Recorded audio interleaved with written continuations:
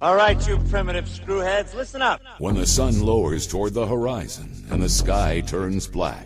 I don't know what hovers over this house, but it was strong enough to punch a hole into this world. When the normal makes way for the strange and unexplained. Whatever you do, don't fall asleep. It's time to question what is natural and what lies beyond our understanding. You never told me they could do that. I didn't know they could do that. It's time to enter the edge of the unknown with your host, Mark Henry. I have come here to chew bubblegum and kick ass, and I'm all out of bubblegum.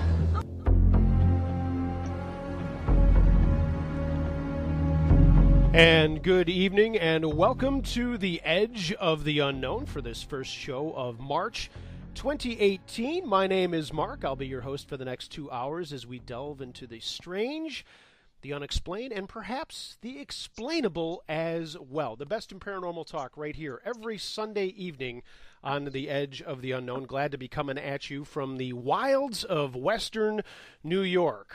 And yeah, March 1st comes in, and of course we get 18 inches of snow, right? Why not? Of course, it's March. We're supposed to be turning that point every week. I keep talking about how I am waiting for spring. I need spring. And what do I get? I get a day off of work because no one can get anywhere when we have crazy blizzard conditions. And all of the flowers that just started poking out of the ground are probably dead now. So we're going to have to recoup those losses as we move into the wonderful month of March. And gosh, April and spring will be here. Got a great guest coming up for you tonight. Just want to remind everybody what's in store over the next couple of months. If you ever have any interest in who will be on the show, make sure that you check out the website, theedgeoftheunknown.com. At the top of the screen, click on the little button that says Upcoming Guests, and you can see who will be on. But next week, we'll have Deidre Haid on, the Mystic of Montecito. That should be an interesting show. Reverend Jim Wills will be with us with Supernatural Gods. As we move into the next couple of weeks, I know the 18th there will not be a live broadcast. I will be out of town at a conference. And the first week of April, there is no show because that's April Fool's Day and Easter as well. And I know I have commitments with Mrs. Henry's family that day, so I'm not going to be wasting your time, as I'm sure a lot of people will be celebrating that day in some sort of fashion and not listening to this radio show here. But as we get into April, and I know I talked about this last week because this was shored up, and I am going to be the fanboy for this, but Jeanette Napolitano will be on. And man, she is one of my favorite singers, if not my favorite female singer. It's probably a toss-up between her and Amy Mann as far as my favorite singing voices. But you remember her with Concrete Blonde and all the songs that she did. She's also a terrific artist. And we're going to be talking about music, art, muse, and how that sort of thing fits into the paranormal. So that should be a fun show. And hey, Dr. John Shook is going to be back on the airwaves as well in the month of April. And we've had him on before, and we've mostly talked about the God debates. That might come up in conversation, but we're going to be focusing mostly on an atheist's look at the paranormal. So that should be a lot of fun. John's a terrifically smart guy and always a very, very entertaining show. So I got to touch on this before we move forward. I get email each week, and some of it is, hey, love the show. Here's a suggestion for a guest. Some of those suggestions work out, some don't. Some email is not so happy, not so, hey, I like what you're doing. Some of it is, some of it's downright rude. Some of it is people telling me exactly what they think of me, my show, and where I can go. And that's fine. I have no problems doing that. I respond to all my email, too. So if you think you're going to just drop something on me and I'm not going to respond in a polite fashion, don't check your email because my response will be there. But I did get some Facebook traction on my post this morning of my guest tonight, and I'm not going to single anybody out, and I'm not picking on the man because he's a very good guy. He's actually suggested guest for the show, but was concerned that I've had too many skeptics on because we do have a skeptic activist on this evening, and I just thought that was interesting because that's not really the case. I try to keep things pretty even-keeled, where we do hear from both sides of the paranormal, and that's not even both. That's kind of a dumb way to say it, because there's lots of different opinions and lots of different sides, and that's what I think makes this show go. That's why I've been doing it for 8 years. That's why people are still listening, while a lot of other shows and podcasts have kind of gone by the wayside. I think it's because of that variety, and I will continue to do that. And if that's not really your bag anymore, I totally dig it. Take a break, come back in a couple of weeks. Maybe it'll be something that you want to hear. But always remember this. It's just like with Facebook. If it's not interesting to you, scroll on by, but you can always see what's going on down the line. And I hope that you stick around. I hope that you listen to other people's opinions. I hope that you enjoy the openness and conversations that we encourage here. I like to say it's the night that skeptics and true believers can get along and have rational, civil discussion. I underline the civil part there because we've never had a problem. As a matter of fact, the only people who ever got flack and had a bunch of people harassing them was a skeptic group from Buffalo. Man, they got railed. And I don't even know if they're still around. They might be. I could check in with those folks. But anyway, I digress on that. We need to get into the show at hand. But anyway, everybody, this show, again, wants to hear from all sides of an issue. That's why I do what I do, and I hope that you all appreciate that. No one's being set up here. We're not looking to take anybody down. I always point to the only show I'm not proud of was the woman who claimed there was a demon in her dog and that it ruined her family, and I'm talked about that every once in a while, and only night I ever wanted to shut the show down and pull the plug on myself. But thank God, back then it was a 3-hour show and she was only on for half hour, so we got past that. Anyway, I will shut up, and I'd love to hear from you tonight, as I'm sure my guest would as well. Reminding everybody how to get on board this here radio show. 716-218-3557 is the phone line that is always open for you. Email theedgeoftheunknown@gmail.com. Of course, find me on Facebook, Edge of the Unknown Radio Show, and you can shoot me a private message there, and I'll make sure that our guest gets that, as well as live chat at theedgeoftheunknown.com. Again, click on the little button at the top of the screen that says live chat, and if you have a question, post it there, and we'll make sure it is part of the program. So, having said all of that, we are ready to get into it with the guest of honor tonight. Susan Gerbic is an American skeptical activist who is currently living in California.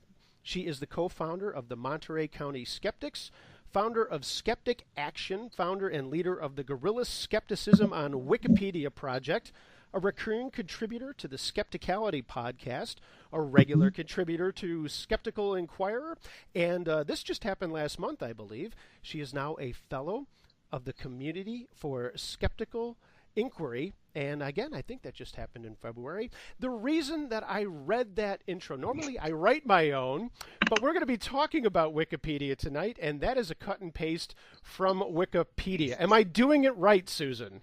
That sounds great. Thank you so much for taking a little time out of your day to be on the Edge of the Unknown. Well, I'm really looking forward to it, and I have to say I'm ready for spring also, but because I'm sitting here in Salinas, California, I have to tell you that it is already spring here. It's beautiful. All my friends from LA have been just sending pictures, and I'm like, this is so unfair. I'm like, I know. I'm sorry, but you know what? I'd love to see some snow. No, you don't. I assure you, you don't. So, obviously we're going to be talking about a couple of different things tonight, but I want to kind of take a couple of steps back and head back a few years in time, as we need to talk about your choice to go down this path of skeptic activism. Everything in this world seems to have that two-sided coin with people on both sides of this and that, and skepticism. Sometimes both sides take pot shots at one another. Why does it seem that there often is no common ground from people to meet on, and how did that affect you to make the decision that you have made to get into skeptic activism? Well, I think that a lot of people, the problem between the groups, if you're going to say there's sides, let's just assume that there are. Sure. I think that it's probably more of a blend than most people realize, is that I think we don't communicate well. We don't define our terms. People react emotionally instead of reacting with thought and critical thinking. And they just, well, like I said, they just don't agree on what words mean. And to me, evidence and logical fallacies and epistemology, all those things mean something to me, but they mean something different to other people as well. Like, just take the term energy. I mean, oh my gosh, if I say energy in some world, some conversations, they think of, I don't know, spirits and emotions and things like that. And I'm not thinking of it that way at all. So I think that before you can have a rational conversation with another person, I think you still need to be able to, get the ground rules and how you're going to talk to each other and define some terms. Let's go back even further. When you first started to look into things, and again, reading your bio and you growing up being interested in all things paranormal, it seems that that's what I'm gleaning from that. A lot of folks in those formative years kind of go the other way, kind of like me, where I was seeing In Search Of and reading the books about Bigfoot and UFOs and all that kind of thing, and wanting that quest for knowledge and following it to where here I am, 30 years later, doing something that I really enjoy and talking to people I enjoy talking to about this sort of thing. You kind of went down a different path. How did that happen? Talk a little bit about your formative years and why you became interested in the paranormal and then went down the path that you chose. Well, I'm born and raised in Salinas, California. I've never moved out. It's a beautiful place to live, a beautiful place to be. So my family is nowhere near. I was raised almost as an only child with no cousins and things like that. So I didn't have all those distractions that a lot of people have. My parents were much older than I was. I think they were in their 40s when I was born. So I was kind of alone a lot of the time. And so what happened is that we didn't have, I'm 55, okay? So I didn't have the luxury that young people today have where they can go on the internet and learn things so easily. I had to go to the library. We only had like 2 channels on TV.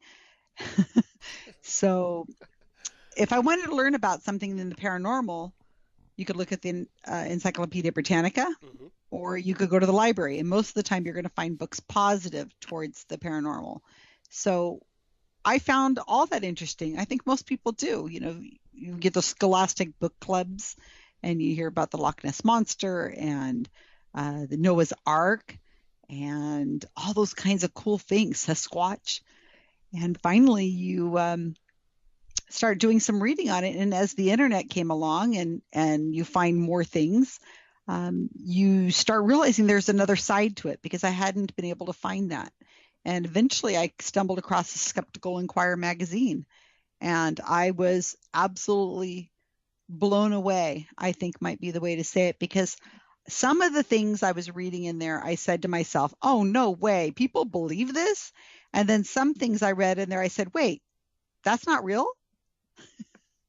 So Interesting. That's kind of how I went down that road. I think you and I are on the same wavelength. I grew up maybe 400 meters from a library, and I was that library kid. I was there every single day, reading as much as I could. That was highly encouraged in my family by both my parents, and I was the dork who would get the Encyclopedia Britannica and write down note cards and cross-reference, because I just wanted that. I wanted more and more and more. And at the same time, I was doing the same thing as you were, where I would read something and go, wait a minute. Even at a young age, I could be convinced of a lot of things, but there were always those subjects that just seemed like, I don't know about that one. That one just seems kind of weird. We'll put that on the back burner and come back to it a little bit later. But when you mention having that kind of world where you're not looking at things or seeking them out and not having all of these different avenues that we do now, Was it more difficult to actually form an opinion because, again, a lot of the materials that we had were very one-sided in that this gentleman says he saw what he saw and that book is taking it as gospel?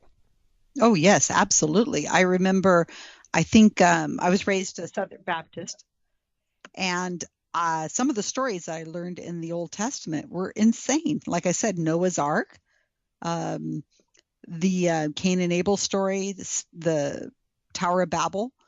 And where are you going to go and find out how did that happen? The Jonah's Ark. And as I said, I didn't really have any peers growing up. I didn't have any instant peers. In school, I had some, but family wise, nobody really explained that to me. So whenever you're asking these questions about, the Noah's Ark, which really was interesting to me, I thought, well, how do we know that that is true? And the stories I kept getting from the church people were, oh, well, it's on the top of this mountain in Turkey. And we can't go there because you can't go to Turkey because of government and legal reasons and so on. But somebody came back with a piece of wood. And I thought, well, how do you know that that's the wood from the ark and not just a piece of wood? And why can't we go to Turkey? And I kept getting that story all the time. They'd say, oh, we're going to go. We have an somebody's going to be there soon. And so, okay, a year later or so, I would ask the same question. Oh, well, I guess there was problems with the permits. They just kept, every time you would ask a question, they'd come up with some ridiculous answer. And I didn't like that. I was really unsatisfied with the answers people gave me.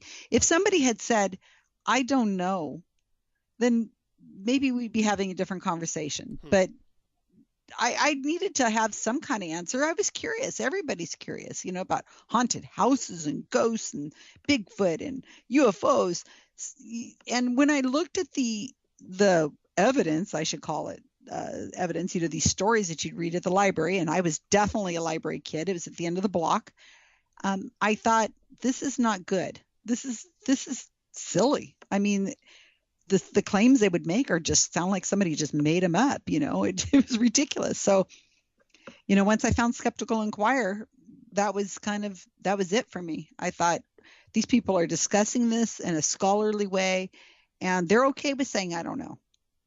That's a question I've asked both skeptics that I've had on the show and true believers, where I say, do we get to a point where is it okay to say, I don't know, and be okay with that and be confident in saying that, leaving the door open to, well, if something else happens down the line, I can always change my mind.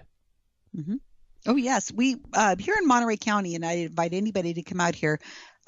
Every January, we have something called a Skeptic Camp. And we have one day of lectures by people in the community.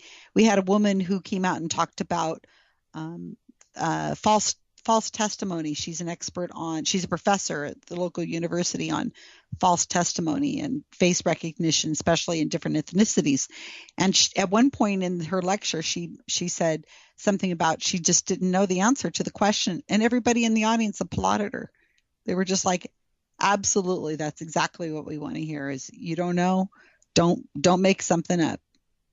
And I come from the world of PR. I mean, that's what I do in my daily life for a number of different places. And that's one of the things I've always counseled, whether it's the folks I work with and advise now or had in a number of different industries. If you don't know the answer, say, let me think about that. Let's talk about it afterwards. I will get back to you and I'll find that out. I think in our society today, and I don't think it's anything new. I think this has probably been since the dawn of time. We want to be that person who has all the answers. We want to be coming up with the quick response rather than the thoughtful one. No, yeah, I definitely would agree. Susan Gerbic here, my guest on The Edge of the Unknown. We'd love to hear from you tonight if you want to get on board. 716-218-3557 is the studio line that is always open for you as we take you up until 10 o'clock in the evening. Now, we're talking about Skeptical Inquirer, and CFI, the Center for Inquiry, the headquarters is in Buffalo, New York. right? I didn't know that until I was probably well into my 20s. I'd driven by it a million times. I would look at the sign and go, what the hell is that place? Turns out I had a guy I grew up with who actually worked there, and I never understood who they were or what they did. It just never came up in my readings and my conversations. What was your first introduction to CFI? Was Skeptical Inquirer magazine. Sure. And then they had put out, I think, some sort of announcement that they were going to have a meet and greet not too far from where I live. I'm in Salinas. San Jose is about an hour away. So I said, you know what? I'm going to that. And I went. And the people were amazing. Absolutely. Like I found my crew. It was so interesting. They had all kinds of different topics. And so I just fell into it. It could have been something completely different in my life. I'm a real organized manager type of person. I'm not scholarly. I am not brilliant, but I love people and I like to have lots of smart people around me. So I might not have the answers to things, but I know people who could help me find those answers. And CFI was probably just the perfect fit for me. And they don't bite either. I think there's that stigma that's out there. And I kind of mentioned that where sometimes people take pot shots back and forth. I think there is a negative stigma. My opinion, how do you characterize the way some folks in the world of the things that we're talking about tonight look at skeptics? Is it always, or I shouldn't say always, is there a good mix of the, hey, you're just trying to poo-poo everything that I say, and a good mix of, hey, let's continue this conversation. You might be onto something. Well, you're absolutely right. We have a horrible reputation. I don't mind calling myself a skeptic. I'm fine with that. But I do know that we have this reputation where people call us curmudgeons and naysayers and mean. And, I get that. I think that, I don't know if this is true or not, Mark, but I feel that the people in the skeptic community just are wired a little differently. We're very factual. We don't like uncertainties to be just left out there. We're the type of person who's going to probably annoy other people at parties. If somebody mentions something and says, oh, well, I have, it took me 5 minutes to get there. We're the type that's more likely to say, really? Was it 5 minutes? Exactly. Really? It wasn't like 4.5 or 4. We're that kind of personality, and it's really annoying to people to be around us, I'm sure. That's why we have our own conferences, I guess. But yeah, skepticism, okay, so I've done a lot with the skeptic community for years. And I worked with the IIG, the Independent Investigation Group, for a long time. And we had a $50,000 challenge. And I kind of helped a lot with the people writing in on email. And skeptics are precise. They're detailed. They're give way too much information. Whereas the people who are writing in, these people who had paranormal claims, they would just be off in some kind of worlds, they would write, just for paragraphs and paragraphs about things and never come down to actually making a claim or connecting. And it was like, okay, what is it you're trying to say? Can you sum that up in a sentence or two? And they couldn't do it. And I think that it's just the way we relate to each other. We're just not, I don't know if like I said, our brains maybe work differently or something, or the way we socialize or the skills we have. But sometimes skeptics have heard the same darn question over and over and over again that we can get like we're going to bite, like smack them down a little bit and say, we come up with a flippant answer. And yeah, to a skeptic who's answered that question 100 times, we're just sick and tired of hearing it. Whereas, the person who's asking that question genuinely, they may have never have heard an answer to that question. And they think, why are they snapping my head off? And I think we're all skeptics, to be honest with you. I don't see how you could become an adult in today's world have money in the bank, have a checking account, have a car, have a love life, have a place to live, and not have been a skeptic, because you have to move through life making decisions, and these decisions are a lot of the times people are trying to sell you on stuff, or somebody's trying to get you involved in some kind of multi-level marketing thing, or somebody's trying to, as far as your love life, trying to pick you up and sell you on something, and you're making these decisions all along, like what car to buy and things like that. You have to you are making these claims. You're looking at this critically.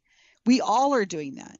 It's just that the people in the skeptic community are probably a little bit more out there on it.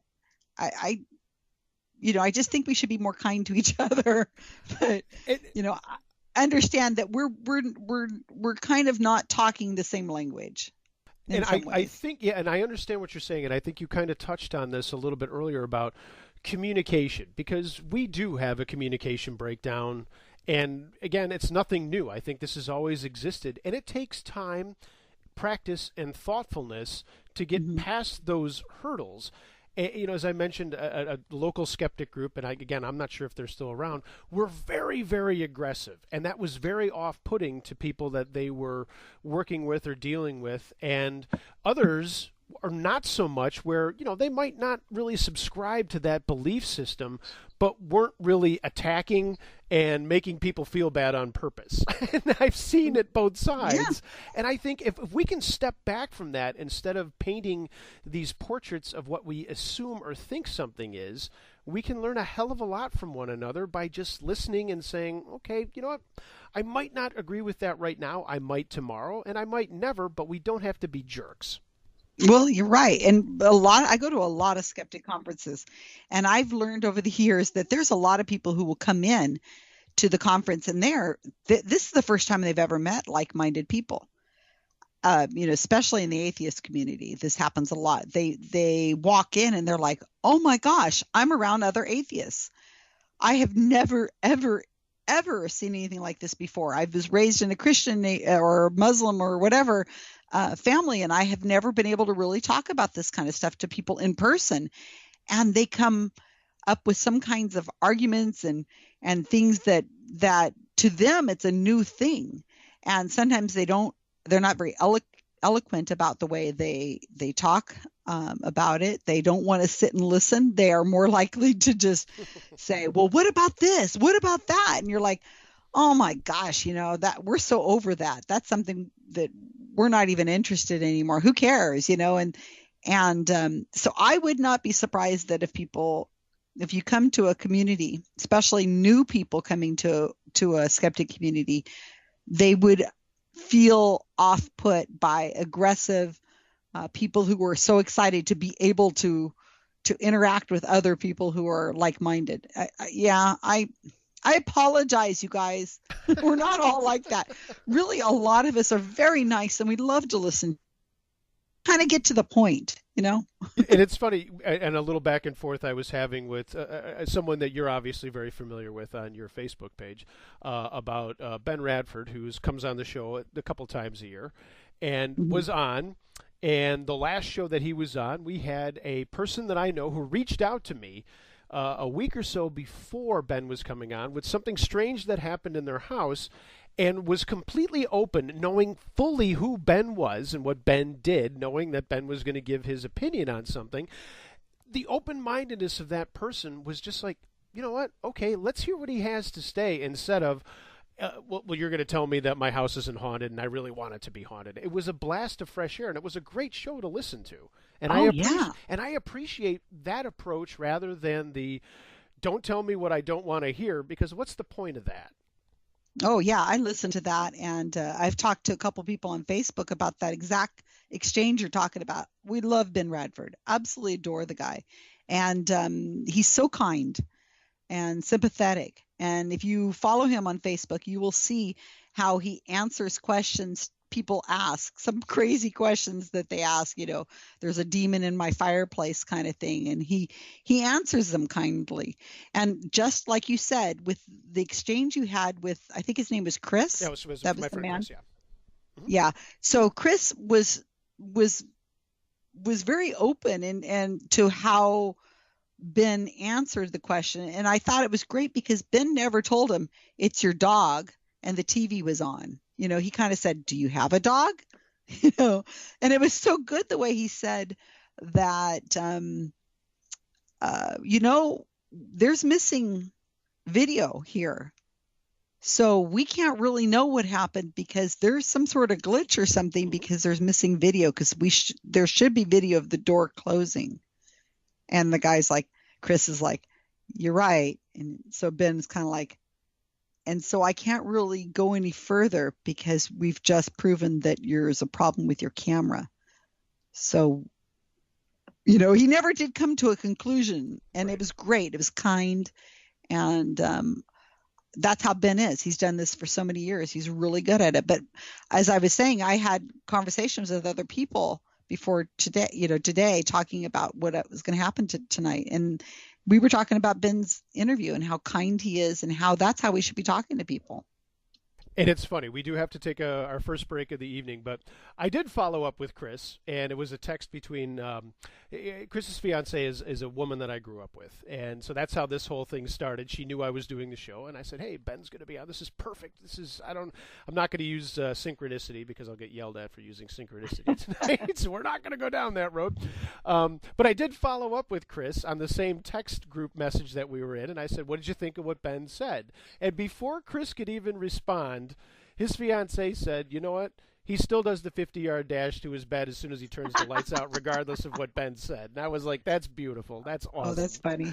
Susan Gerbic, my guest here this evening on The Edge of the Unknown. We're talking about skepticism and activism. I want to start off with that as we go into segment number 2. And we're also going to be touching on something that Susan uses the term, and it's probably not just her, it's something that I know is thrown around out there, grief vampires. A lot of activism that she has taken part in with some pretty famous names I think many of you will recognize. As the evening progresses here on The Edge of the Unknown, thanks so much for hanging out with me on a Sunday night.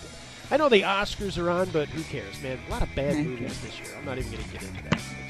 I tried to go to the movies like the last 2 weeks, and we finally went and saw a goofy comedy, which is pretty good, called Game Night. But other than that, there wasn't one movie I wanted to see, and that's really rare for me because normally there is always something out there on the big screen.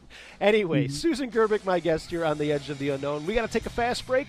We're back right after this. Everybody, stick around. You want to give us a call? Feel free to do so.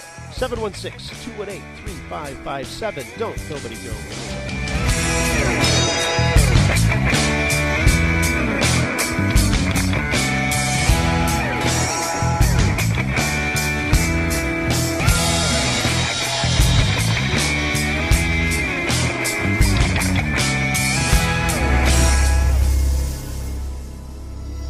Hello. What are your fears?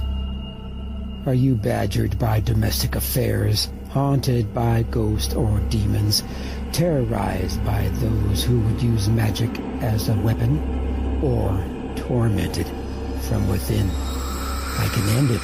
I can stop it. I can cast them away, for I am a sorcerer, and protecting people from these things is what I do.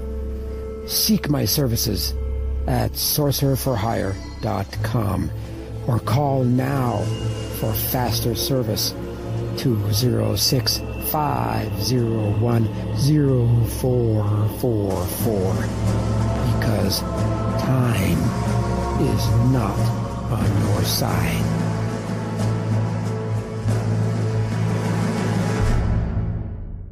When I grow up, I want to be a new pair of blue jeans. When I grow up, I want to be a kid's first computer. When I grow up, I don't want to be a piece of garbage. And if you recycle me, I won't be. Give your garbage another life. Recycle. Learn how at iwanttoberecycled.org. Brought to you by Keep America Beautiful and the Ad Council.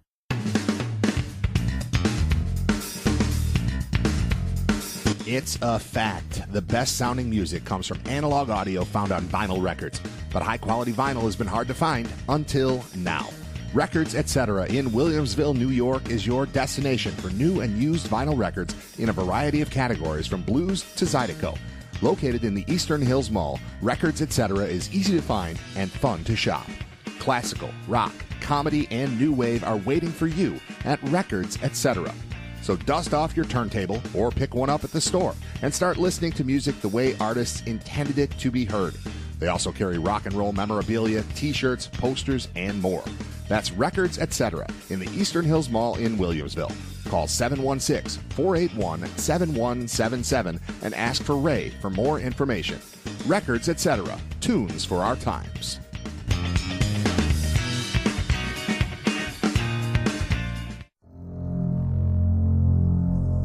For those interested in delving deep into the paranormal, why not look into the Paratech Store? Located at paratechstore.com, browsers will find the latest in investigative equipment, books, and more. Items go beyond technical equipment. Mojo bags, stone sets, and other curiosities await your exploration at the Paratech Store. paratechstore.com. Visit them today. When I was little, I didn't talk for a long time. I was sensitive to lights and sounds, so I built secret hiding places where they couldn't get in. Sometimes I do the same things over and over, until one day I found out I had autism. My family got me help. Slowly, I learned how to live with it better. Early intervention can make a lifetime of difference. Learn the signs at autismspeaks.org/signs. Brought to you by Autism Speaks and the Ad Council. Looking for the best Japanese and Thai cuisine in Western New York? Then you have to visit Teton Kitchen at 415 Dick Road in Depew. From appetizers and soups, simple, special, big, and fusion-style maki, to sushi, sashimi, and tempura, you won't get a range of items like this anywhere. Hungry for more?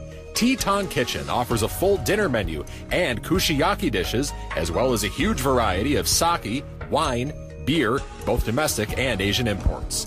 Owner Taka and his bride Kin are proud to boast that Teton Kitchen is Yelp's #1 rated restaurant in Western New York, and they welcome you for lunch or dinner 7 days a week with takeout and online ordering available. Visit TetonKitchen.com for their full menu, hours, and online ordering, or call 716-393-3720.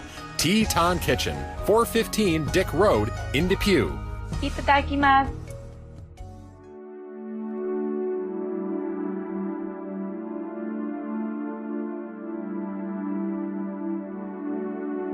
Hello, this is Mike Bastine, and I'm on the Edge of the Unknown with Mark Henry.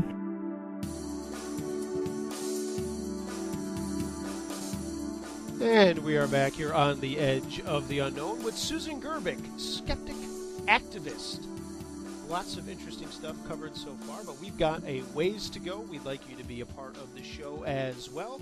Give us a call, 716-218, that would be 218-3557 is the studio line. We'd love to hear from you there.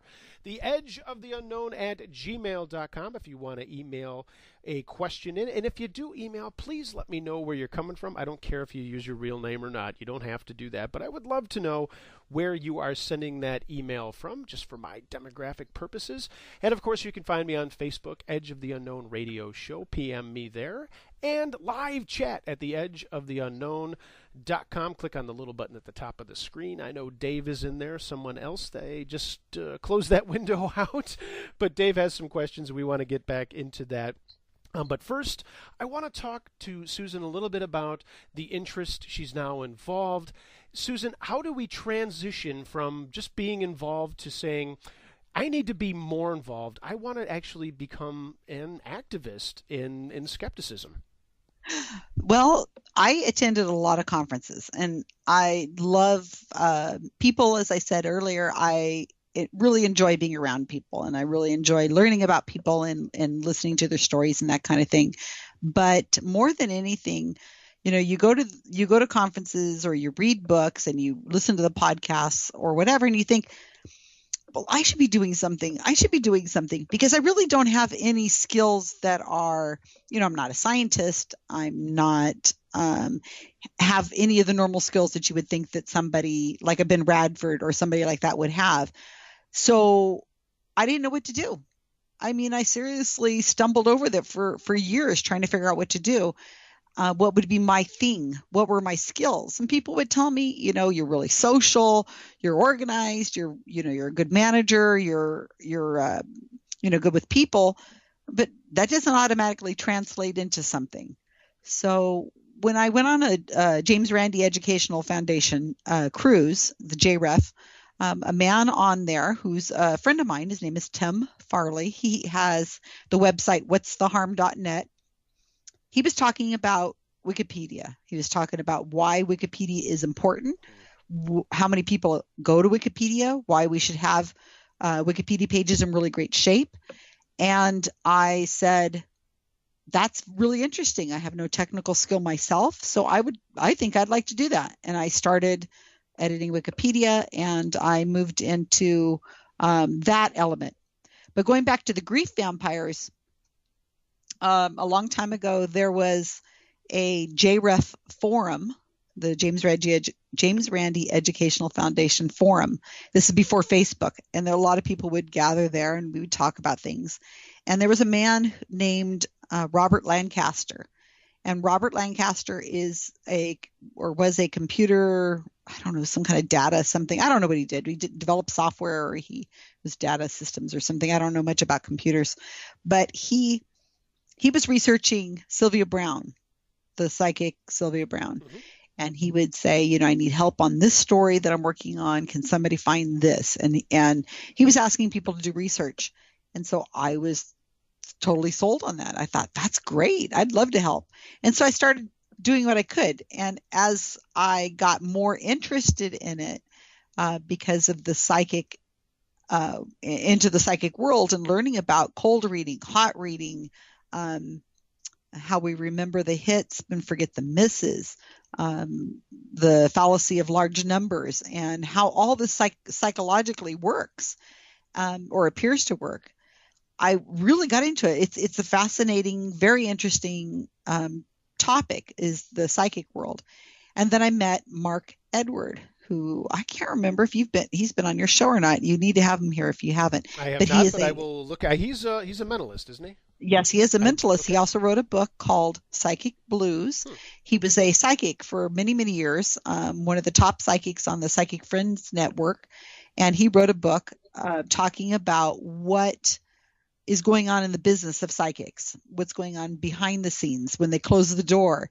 And anyway, so Mark Edward and I were dating, and we've been together for years and years and years now. But because he's so involved in the psychic world, he's an expert on psychics. He's also an expert on seance.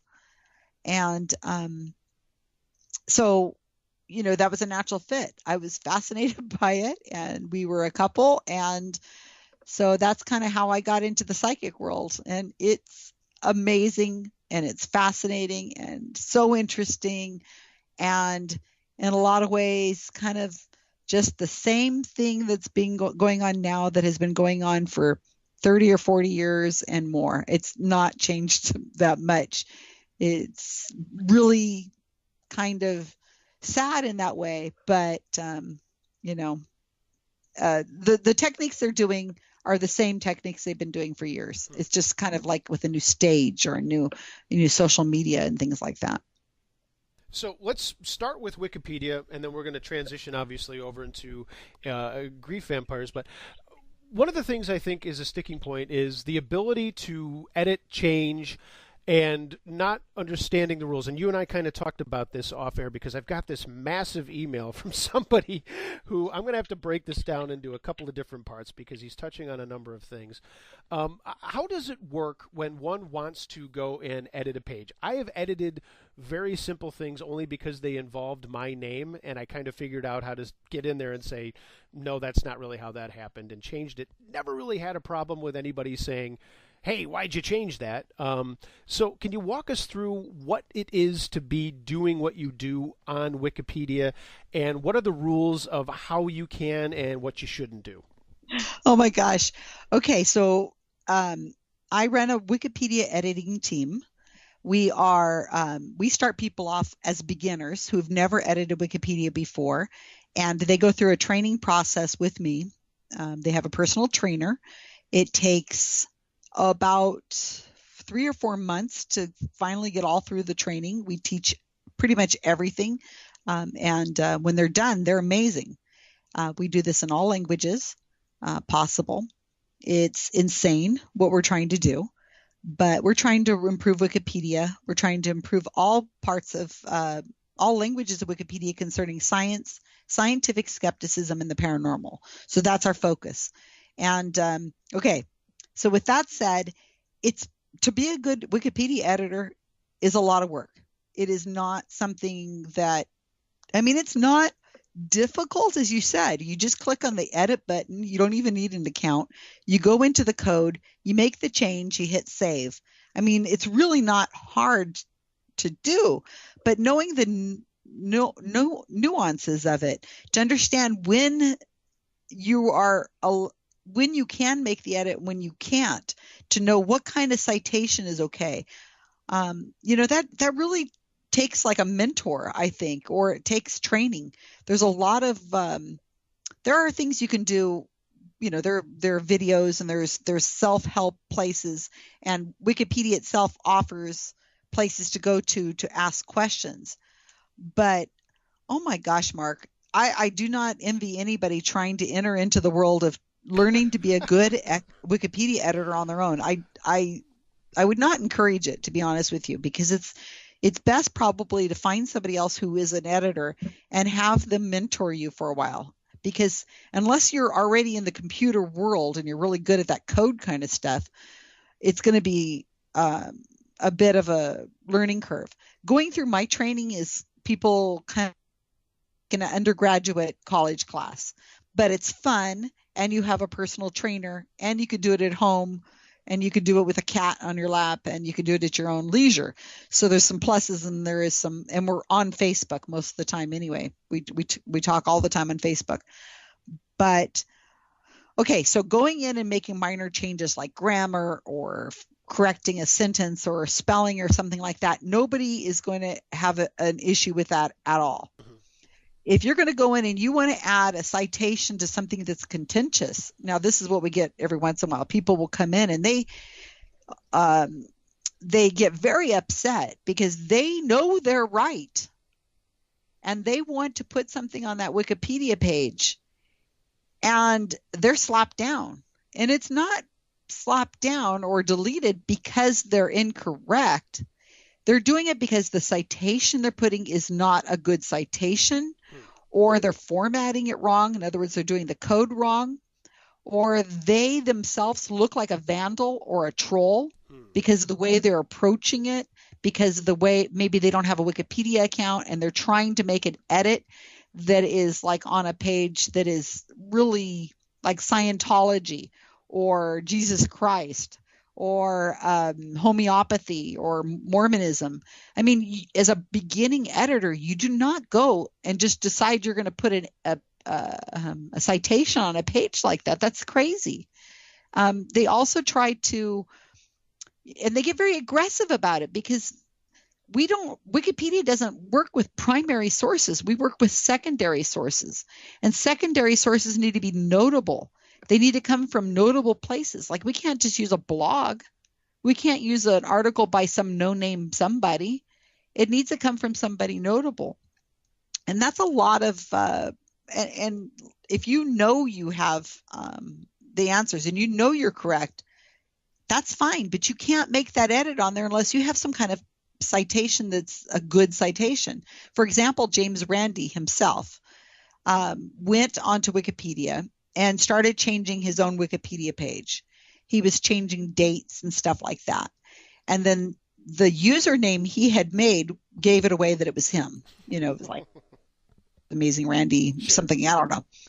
So the editors were very politely trying to tell him, please, Mr. Randy, do not edit your own Wikipedia page. Please, Mr. Randy, you do not have a citation for that year.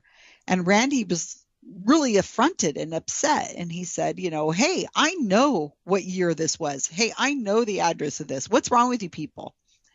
And as Wikipedia editors, we don't know, number one, that that's James Randi, really.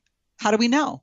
We don't have any way of verifying it's him, even though his username says James Randi. It could be anybody who's made an account under James Randi. And the rules apply evenly across the spectrum. So you can't be, even if I agree with you, I can't be allowing you to put that edit up on there because I agree. It has to be correctly done, and it has to be a good citation.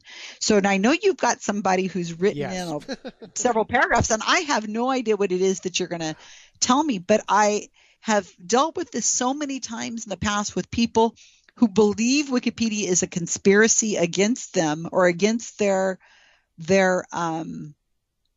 agenda or whatever it is that their personal thing. I hear that all the time. I got one just the other day, and I bluntly told the man, what are you thinking? You are editing a page that you have no business editing. First off, you're using your own name as a username, so everybody knows it's you. Secondly, you're trying to put in something that you wrote on a blog. So who are you? I mean, I'm trying to be blunt enough to tell him, I'm like, you're nobody. You're a guy who wrote a blog. Nobody cares about your opinion because you are not an expert in this field. So your edit does not count. So it should be deleted, because if you expect the rules in one way, they have to apply to everybody equally. So we can't just allow Joe No Name to be able to write a blog and put his opinion on a Wikipedia page, because then everybody can do that. And then Wikipedia does not have the value or the meaning that it should. So we have to be very, we have to be careful. But Wikipedia editors see so much vandalism. Oh my gosh, they get like thousands of fake articles a day that they have to delete. People put up Wikipedia articles about their dog and their cat and their second grade teacher and stuff like that. They're constantly deleting stuff. And the vandalism, the trolls, is crazy. It's so insane. So that Wikipedia editors are jaded. There's only, so many people out there who are editing Wikipedia. And you've got these people who have the mental, like they're like 13-year-old boys who are trying to put the F word in, sneaking into articles all over the place. And they think they're funny. And they're vandalizing it. And people are like, you know what, this is really pissing me off, because we got to get this vandalism off of here and we got to change this back. And these other people are laughing and think it's funny. But Wikipedia editors are a little upset and jaded after a certain point. And we're kind of like tired of it. It's like, stop it.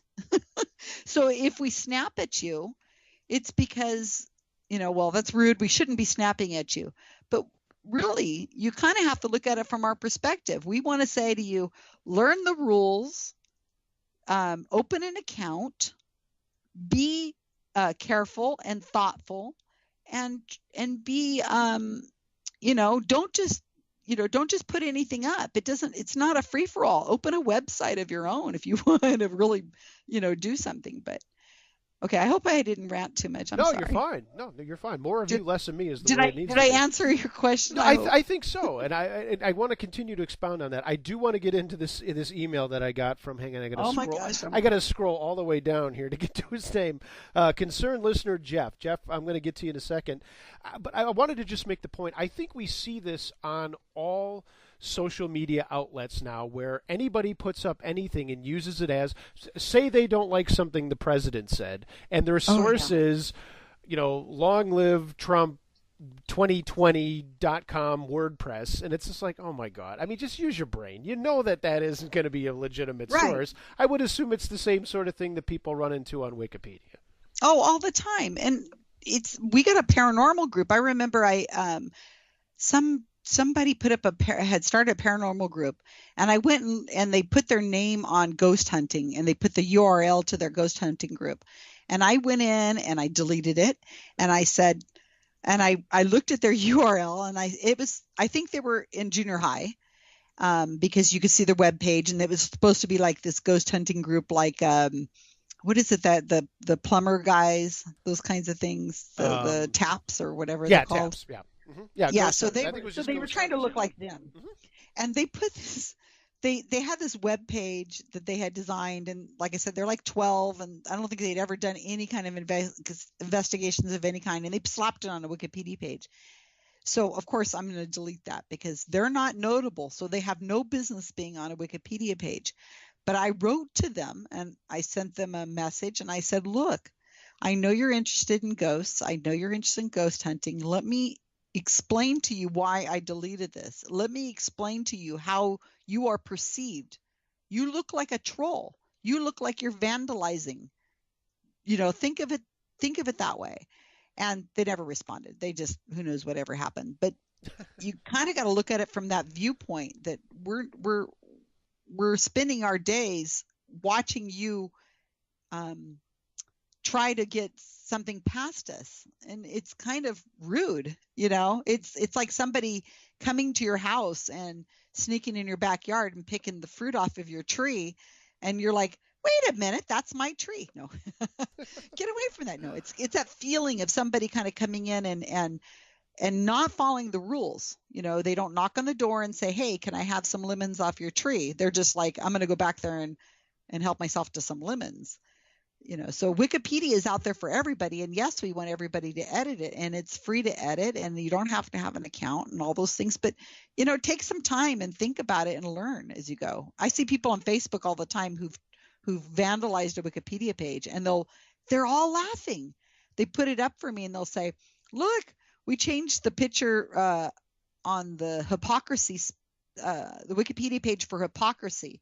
And we put up a picture of, insert name of politician in there. And they think it's hilarious. And I look at it and I think, you're vandalizing. It's not funny, So I guess I just see it differently because I don't appreciate it. Sure. And let's get to this because I do want to do that. Let's get to this, Jeff. Dave, I'm interested, Jeff. Yeah. Anybody who wants to write pages. Concern Jeff. Yeah, no, this is really long. And actually, the first thing he says is, I hope you'll read this email completely.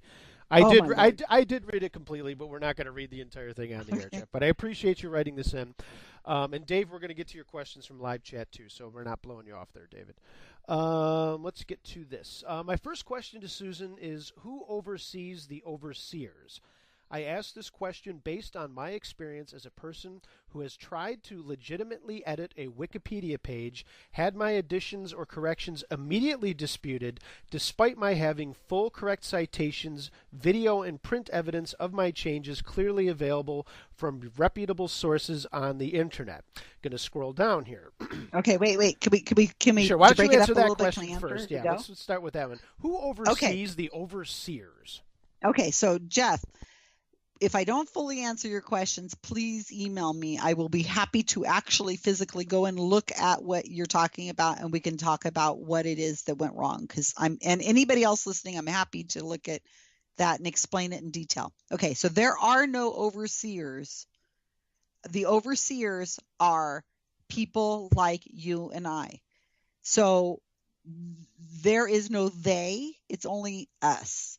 So the person, there's no seniority. I mean, there are admins and there are people who have a lot more skill than others, but anybody really can make an edit and change and revert something. So I don't know who specifically reverted your edit, but they could have been somebody who's been on the internet, the Wikipedia, for a day. So there is no overseers of overseers necessarily, but some people do have more skill because they have a longer history. And when you make edits on Wikipedia, we can see every edit. Everybody can see every person's edit ever. So everything's totally transparent. So if I look at your edit history and I find out that you have just opened an account and you are making your first edits ever, and you just are going on and on trying to get it to stick to a page, I'm going to be a little suspect because it may make it look like you are what we call a single purpose account. In other words, you have one agenda, and that is to get something on somebody's page that you do not like or somebody you really admire. Mm-hmm. So your edit history needs to be as broad as possible. Edit pages on your high school or the school or the color purple or flowers in your garden. Edit, correct grammar, and improve Wikipedia in general. And you will have a stronger edit history, and people will be less likely to change your edits because they will take you more seriously, or they will at least look at it and maybe explain to you what went wrong. Okay, to the second part you said was he had citations, perfect, good citations. That's he said something about that's paper. What he's saying. So what I'm going to jump down because I think this Okay. this actually explains what he's talking about. So he gives Okay. this example.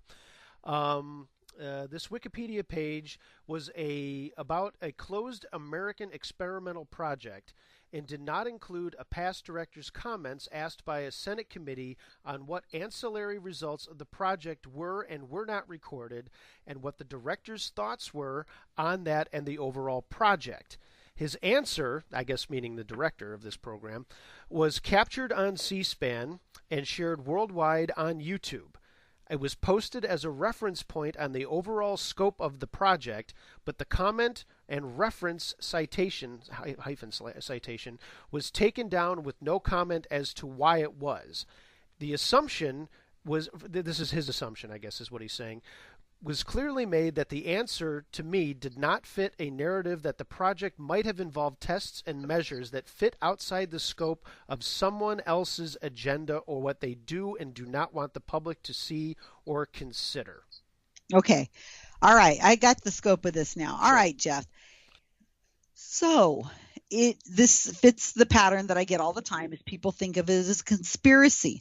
They put something up on the Wikipedia and it's taken down, and the majority of the time they think it's taken down because somebody doesn't want it on there because it doesn't fit because of a conspiracy against the truth that you're trying to put on.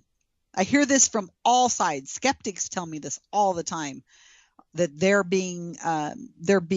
edits are being removed because they have somebody doesn't like their agenda.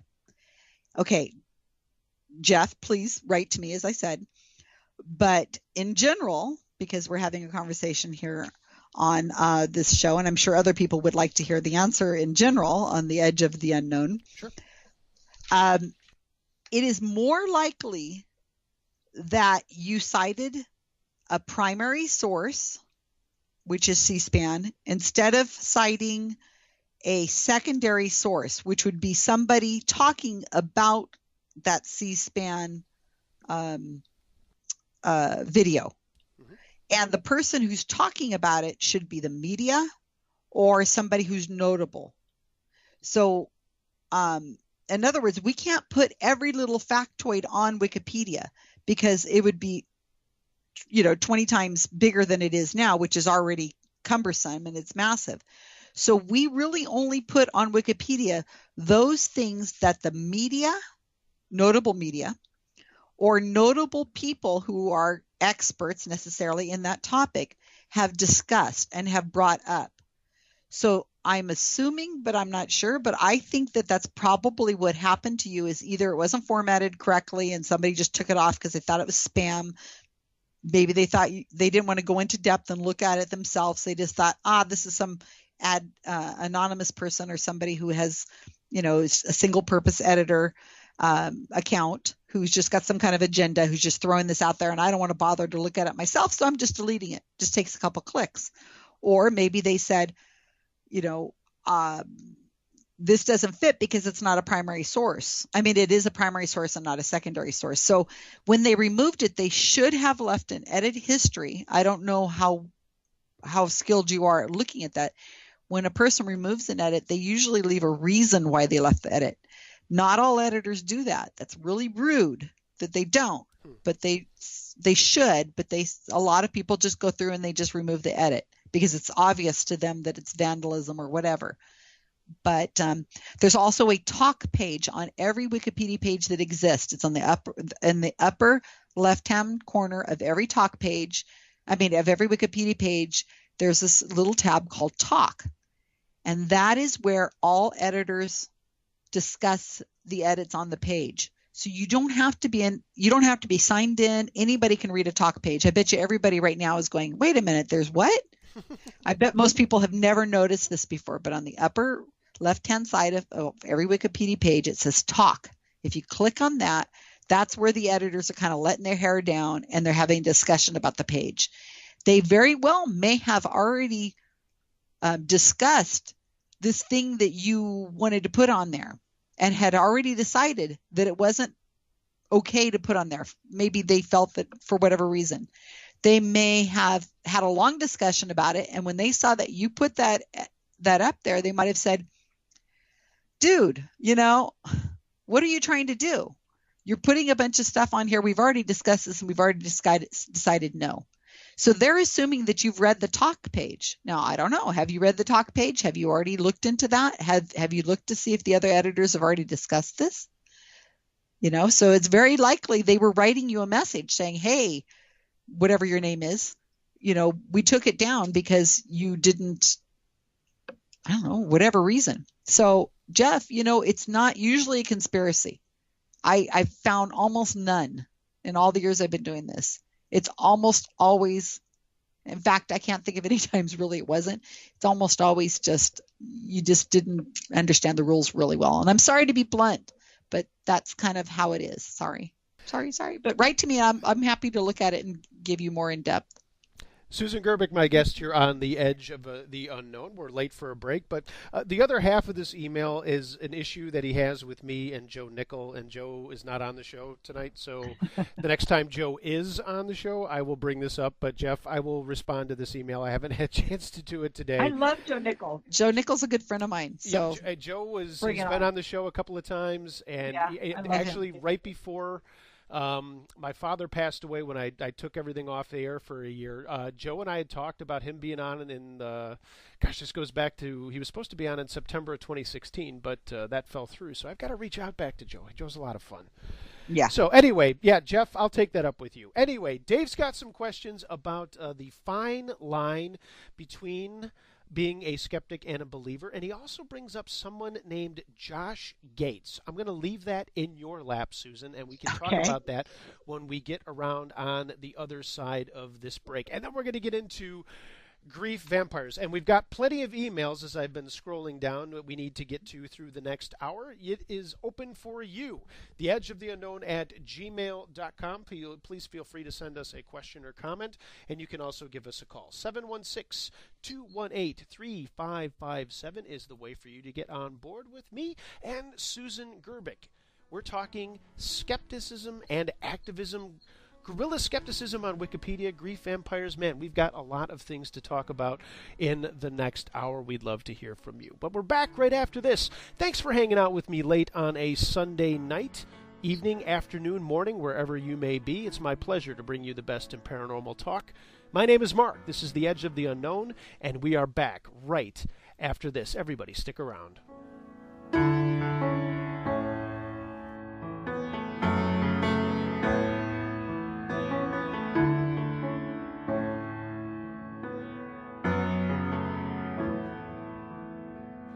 Oh, that sad song is all my friends are coming round, and it's that time. If you live in the Western New York or Southern Ontario area and are looking to get a tattoo, then go see the cats at Sixth Order Tattoo in Buffalo, New York. Voted Best Tattoo Shop by Buffalo Spree Magazine, these are the guys to see for any ink project you can dream up. Shop owner Chris Coppola and artist Joe Fomar, Andy Biscaglia, Nick Conter, Jake Miracle, and John Rutsky are proficient in many tattoo styles, including traditional American, Japanese, modern Polynesian, as well as illustrated and portrait tattoos. Have a design in mind? Bring it in. Stuck on ideas? They've got plenty to show you. I recently had my 8th piece of art inked by my man Joe Fomar, and I'm telling you, there's no other guy I trust with an ink gun, and that's why you should make an appointment at Sixth Order Tattoo today. Call them, 716-633-7171, or stop in. They're located at 3503 Genesee Street, just east of Union Road. Check out their website, sixthordertattoo.com, and find them on Facebook. Sixth Order Tattoo, the best ink for your body.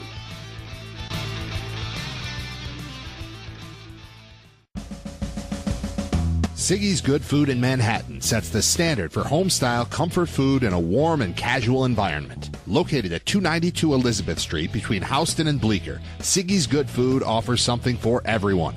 Vegetarian and meat eaters alike will find dozens of dishes to whet their palates and satisfy their appetites at great prices.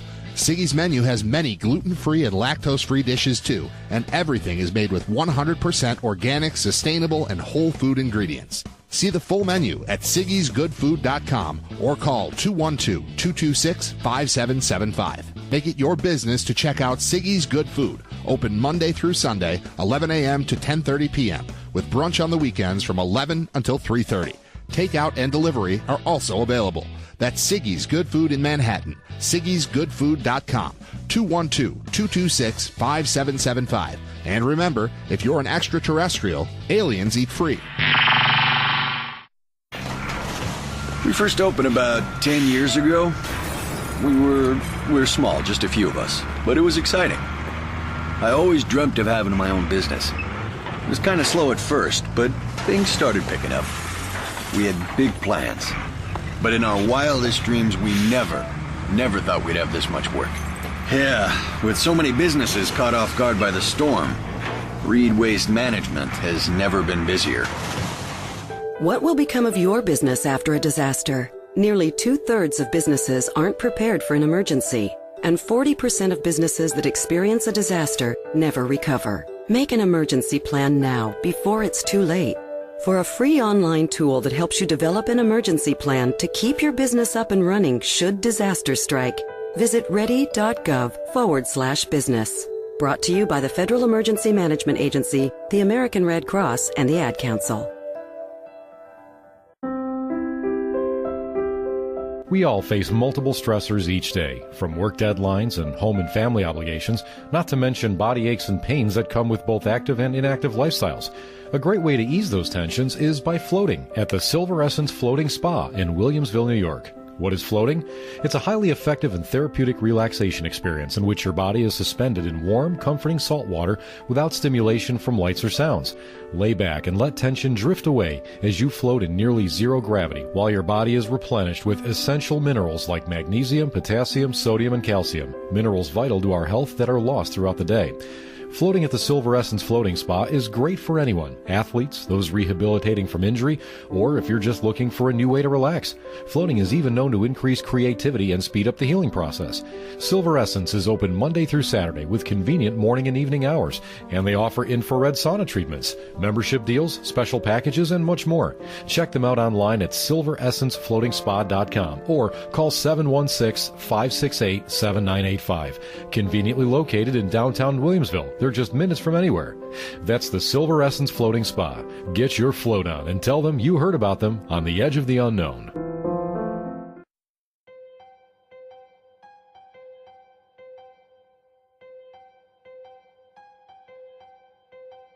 Are you ready for something really scary? Stop over to the campfire at Uncle Josh's True Scary Stories on YouTube to listen to the most terrifying true stories you've ever heard. Ghostly phenomena, stalkers, monsters in the woods, terror on the highways. It's all there, and the stories are all true. Experience something you'd like to share? Email Uncle Josh, truescarystories@gmail.com to submit your terrifying tale. Uncle Josh's True Scary Stories. You can only wish the stories were a dream.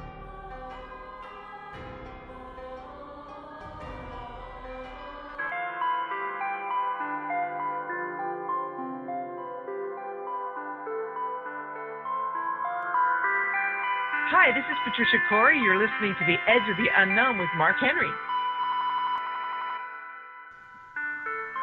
And into hour number 2 we go here on The Edge of the Unknown. Thanks for hanging out with me this Sunday evening, having a lot of fun with Susan Gerbic. We'd like to hear from you. 716-218-3557 is the studio line for you to use. The Edge of the Unknown at gmail.com is the email address. We've got to get to some of those emails. We've got some questions in live chat from Dave, and let's get to those right now, Susan, so we can make sure Dave isn't feeling like we're not paying attention to him, as he's got some cool ones there. A couple of things that we left the last segment with, and Dave was asking about Is there a fine line between being a skeptic and being a believer? And he also asks, is Josh Gates a skeptic? Okay, 2 questions. So, fine line between skepticism and believer. Okay, so I guess I would answer that best by saying that I have faith in things. I have faith when somebody says that they love me. Like if my boyfriend tells me he loves me, I have faith that he loves me and that he does. I have a hard time would have a hard time explaining why I feel that way to other people, why I feel that he really does believe me. I mean, he really does love me. So that's kind of, those are all personal, and they're things I can understand. So I get faith, I get comfort, and I get all that kind of stuff. But when you change to trying to make a claim, that's when we move into the scientific skepticism world. So let's say somebody says, I feel more comforted when I smell a smell of sausages cooking because it reminds me of my dad on Sunday morning, or I smell Old Spice and I feel that my dad is near me and I feel that comfort and it feels great and I have faith that he's around me. Okay, so that's one thing. But whenever you say, my dad left a penny for me, and I know my dad left a penny to remind me of him because it's a year of his birth is on there. Well, now you're starting to make a claim, and that's moving into the believer category of, I personally don't think you're making great reasoned, just, you're not thinking it through because you're starting to make a claim. Mm-hmm. And that's when you're starting to cross the line. And whenever you move from faith and comfort and remembrances of your father to my dad is actively following me around and leaving pennies for me to find. Now, if your dad is actually taking pennies and putting them for you to find, well, first off, how is he moving them? Is he stealing them from somebody else? Is he materializing them from someplace? Is he like, why doesn't he just write your name on there and put, his nickname for you and leave it for you? Then we're talking about claims that are testable, claims that just don't make a lot of sense. And that's where I think the line is when you start to make a claim, when it's a claim that you can't back up. Okay. And the second one was about this Josh Gates. Mm-hmm. I'm assuming Josh Gates is an American television presenter, television producer, and author who is the host of Destination Truth on Sci-Fi. I'm only because I Googled his name and I saw it's the first thing that came up is his Wikipedia page. I don't know if he's a skeptic. I assume he's an actor and somebody who is, he hosted the Ghost Hunters live Halloween special. I would probably say, just glancing over this Wikipedia page, that he is not a skeptic because I don't see anything on this Wikipedia page that shows me that he is a critical thinker. He looks like he's a presenter. He is a person who wants to be on TV. He wants to be famous, and he wants to narrate Destination Truth. And he's written a book, Memoirs of a Monster Hunter. So I would assume, since I haven't heard of him in the skeptic community, and I know just about everybody in the skeptic community's work because of what I do with the GSOW project, the Wikipedia project, mm-hmm. I'm just going to assume that he's probably not. I'm looking at it too. I'm looking at the way. I think I do recognize him. I don't have cable anymore. I kind of cut the cord. So yeah, me too. I don't have cable. It's hard for me to make any of these unless it's on a channel somewhere that I have that has sci-fi programs or something like that. But I do recognize him from something. So it must have been that show before I got rid of cable. But well, Dave, there's the best answer that Susan can provide. I don't know. He has not written anything that I have read that looks like it would fall into the skeptic community at all. I would think that he would be known to us as somebody who's, somebody we would put in a conference. I get asked a lot, who should we have at conferences and things like that. Well, not a lot, but I do get asked, people will ask me these things about who's up and coming, who's new, who should we we need some new faces and things like that. And this is not anybody who's ever been suggested. He kind of looks like the flavor of the day kind of thing. I'm sure he's very, very good at what he does, which looks like being on TV is it. Yeah, it looks like he's been around. He's well traveled. So I wish I was well traveled as he is, but yeah, it's a great picture not. too. Yes, But this Wikipedia page is in not very good shape. You can see at the very top it says May 2012. They put a flag on this to get this thing updated because it's in bad shape. I would personally say that this guy isn't very notable anymore, because otherwise, if he was really doing a lot of great things now, recently, this page would have probably been updated by now. So it looks like he was kind of famous in the past. Yeah, the latest date I see is 2017, June or May. So anyway. So maybe somebody has updated it, but it doesn't look so great. And go ahead, ask me the next question. Sure. Actually, well, that was for Dave. Dave, hopefully that was the answer that you were looking for. We're going to go back to the emails at theedgeoftheunknown@gmail.com. Hi, Mark and Susan. Mark, I know I'm a skeptic, and this is one of the local guys that I was referring to before. Hey, local guy. And people often bash my thoughts when I choose to email you, but I do have to say this. If you are a researcher, writer, thinker, or anyone with a brain in my book, why the hell would you use Wikipedia as a reference for anything, knowing it's as flawed as it is? Thanks, P. P, thanks for being on the edge. What's his name? He goes by P. That's what he's always done. P? Okay. Hey, P. Absolutely 100% right. Spot on. Good job. Nobody should ever use Wikipedia as a real reference. Great. Okay. Well, but we all do. So, what we should be doing and what we do. Ooh, I just said do. In response to somebody named P. That's really good. Anyway, so the citations at the bottom of a Wikipedia article are a place to follow those citations. So Wikipedia should be a place to start your conversation. It should be a great place to get overview. Most Wikipedia articles are in pretty dang good shape. Anything that deals with science or terminology, most pages are really well written. It's the fringier kinds of things or the people behind the scenes that their Wikipedia pages are usually in not very great shape. So I would say that you're 100% right. Use Wikipedia with a grain of salt, get a gist of it, get the, figure out kind of, oh, that's when she died. Oh, or he married so-and-so and then he went to there. Okay. Oh, no. Oh, yeah. Then he moved to Australia. Okay. That's what a lot of people use it for, just to remind them of things they already knew. But if you want more detail, you go down to the bottom of the page and see the citations that are secondary that people have put on there to follow. And then you can kind of go from there.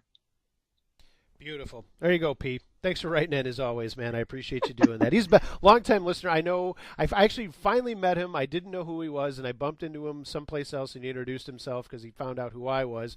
He's a good guy, and honestly, he listens to the show, so I appreciate that. Let's see here. What else do we want to grab another email? No, let's do this. Let's move away from Wikipedia for a minute. We can always come back to it, but let's talk about your activism with the grief vampires. You talked about Sylvia Brown. What else have you done, and can you talk about what goes into the work that you do with these other folks who are saying they're helping people, but from your standpoint, not so much?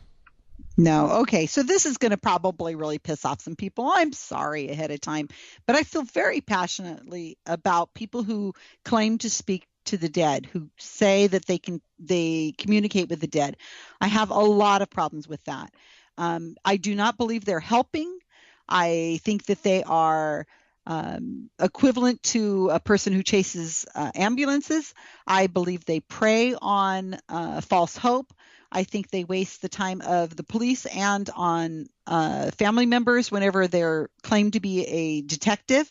I really, really dislike grief vampires or people who are trying to get a hook in somebody, the dead speaking kind of communicated people. There are psychic people. That's different.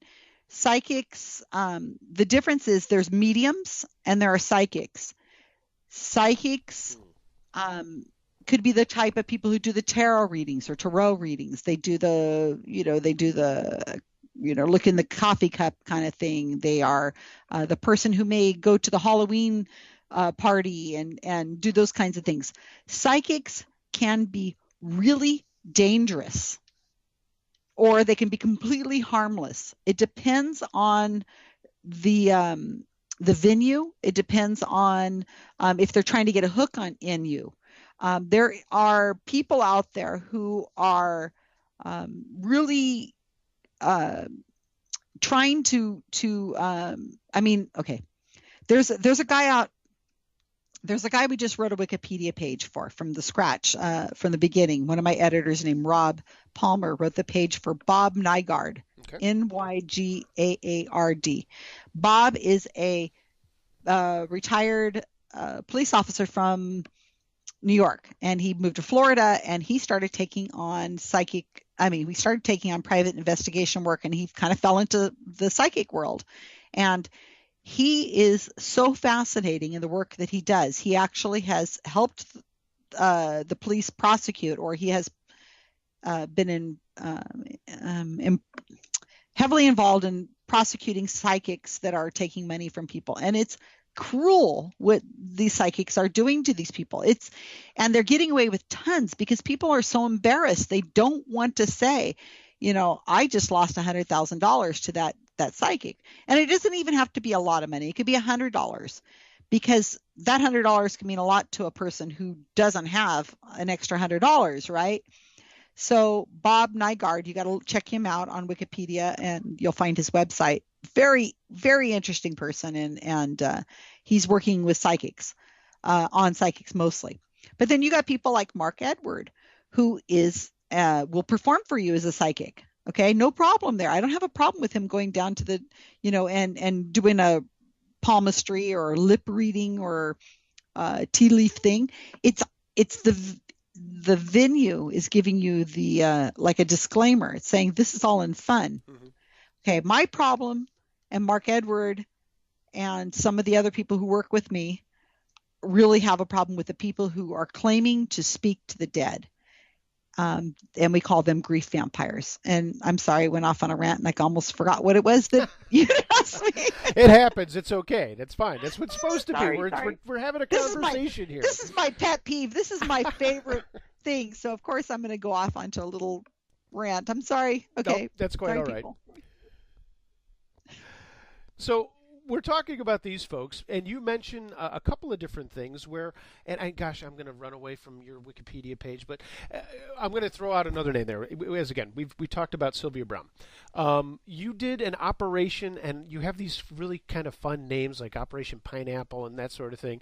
Talk about one with someone who I as a rule, there are certain folks or certain people from certain backgrounds that I don't have on this show. Number one, I don't do interviews with people who have TV shows. I just don't do it because I try to separate a rational, good conversation from what is clearly entertainment. And I don't have lots of psychics on. I have had mediums on. Actually, I've got an email from a medium that we need to read as the evening goes on. But what I'm getting at is there was another person who's been here in town. I have people that are close to me that have talked to this guy. He's been on Paranormal State. He had his own show about psychic kids. Chip Coffee. Can you talk a little bit about your interactions with Chip? Chip. Okay, so we've been looking at Chip Coffee for a long time. He's kind of the guy that we wanted to go after for a long time. Chip Coffee yes, you're absolutely right. I'm surprised he's still doing anything. He's kind of semi-retired. Okay, so I guess I should back up really quick. Mark Edward, as I keep talking about, is kind of an expert on this. He's very good at public things. Like he's not shy about doing like a protest or something like that. He's very open to doing flamboyant kind of things. So he's a performer, Mark Edward. Now, the way Mark Edward, since he knows so much about this business of the psychic world, he has explained, and I have come to believe, that psychics are entertainers. They are on the stage, even if the stage is just one-on-one, and they are, trying to get a hook in you. They're trying to get money out of you, whatnot. So they have their methods, and they rarely change their methodology. However, somebody, gets into the world and starts doing their little way of doing their little hook, and the way they're presenting themselves is usually how they stay throughout their career as a psychic or a grief vampire. So Mark's idea in the activism world that we believe in, that we work with, is to not talk or go after a believer. The psychic world, by the way, calls believers shut-eyes. Okay. And that's when the doors are closed and when all the clients have left for the day, the psychics change their persona. A lot of them, they're in on it. They know what's going on. It's a wink, wink, nod, nod kind of thing, and they're with it. So the psychic. So how do I say this? So if you shake it up a little bit, what they don't want, what psychics do not want, is they do not want any attention or any skepticism, any light drawn to them. Why are they not? If you're going to go to a plumber or electrician who is licensed and who's gone through classes and has proven themselves, if you're going to hire somebody to do something on you or an operation, you want to know that they know what they're doing. And there's testing. There's ways of testing them. Psychics can be tested, and they run away from that. And the reason, and why do they run away from that? I'd like to know. I believe that they're very harmful.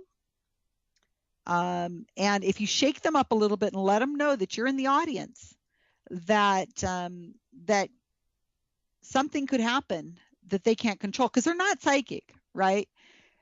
They're not psychic, so they can't tell who in the audience is a fraud and a skeptic and who's not. If you shake them up a little bit and you do something, or you're writing an article about them, or you're doing research on them, they don't like that at all, and they're going to not come back.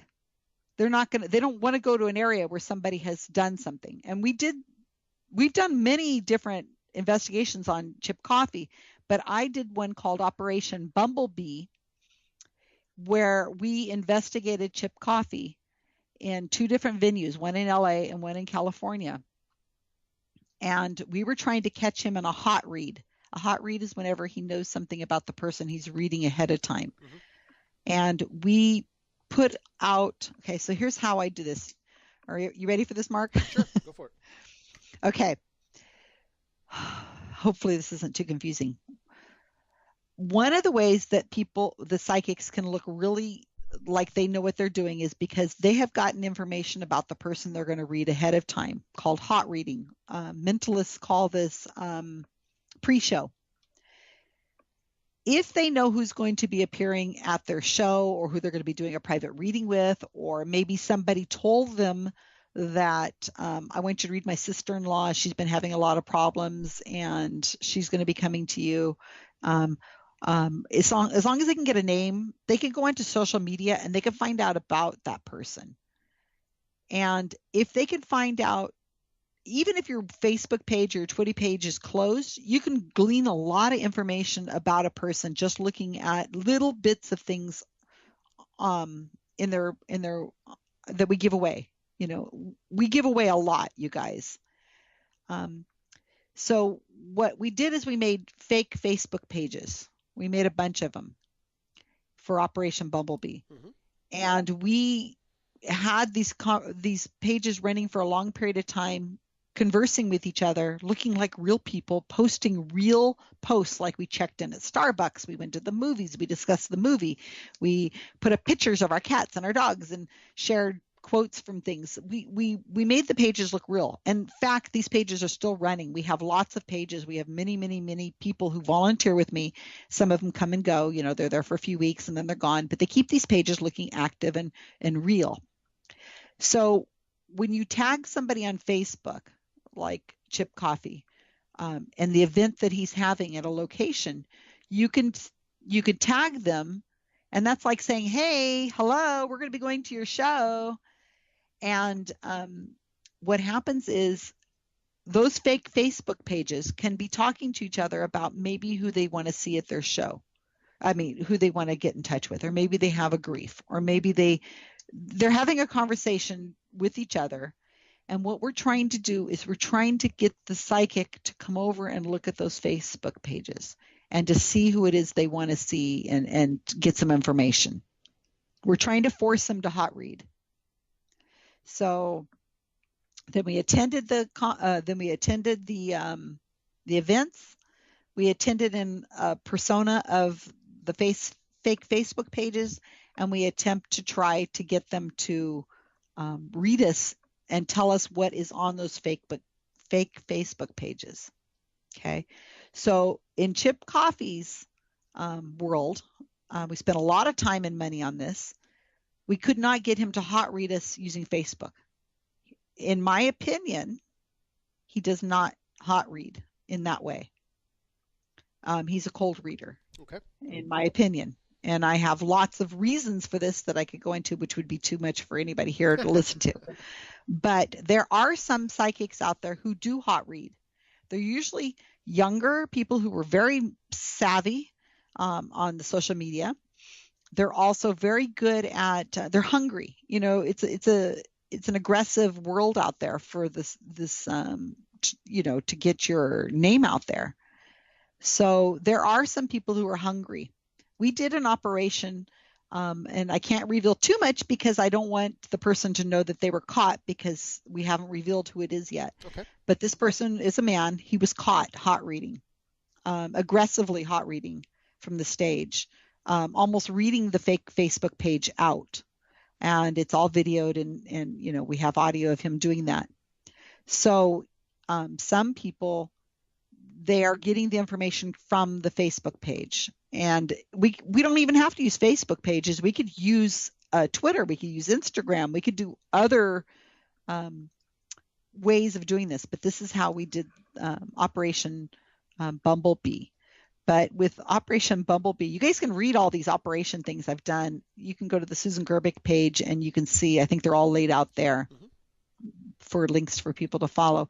But Operation Bumblebee with Chip Coffey, I write about him. You can read about it on his Wikipedia page also. I believe he's a cold reader, and he's been doing this for a long time. He's pretty quick, and he's pretty slick, and he's got it down. They also read people in the audience that they have talked to before, people they've done readings before, people they have, who came up to them before the event and was telling him something. He gets up on stage and he repeats it back as if he's getting it from the spirit world, but actually he heard it from the person a few minutes before, or he's done previous readings. When you go to these readings, these group readings, the first 2 rows are completely filled with fans and you talk to the fans. These people have gone to show after show after show. So he knows them, So it honestly sounds kind of more of a slicker operation than what Peter Popov used to do in his church, where he was having things radioed to him and making it look like, the spirit was coming down and he knew who was afflicted with whatever disease and that sort of thing. Exactly. We love James Randi. He's a dear friend, Mark and I's friend. And yes, this is exactly what we're doing. And I want to mention one more thing, sure, because we're blinding it. When we go to psychic shows, and we've done a bunch of these already, when we go to the show, the person who's creating that fake Facebook page is somebody who's located, could be anywhere in the world. We have a bunch of Australians that are helping us, and some from New Zealand and different places.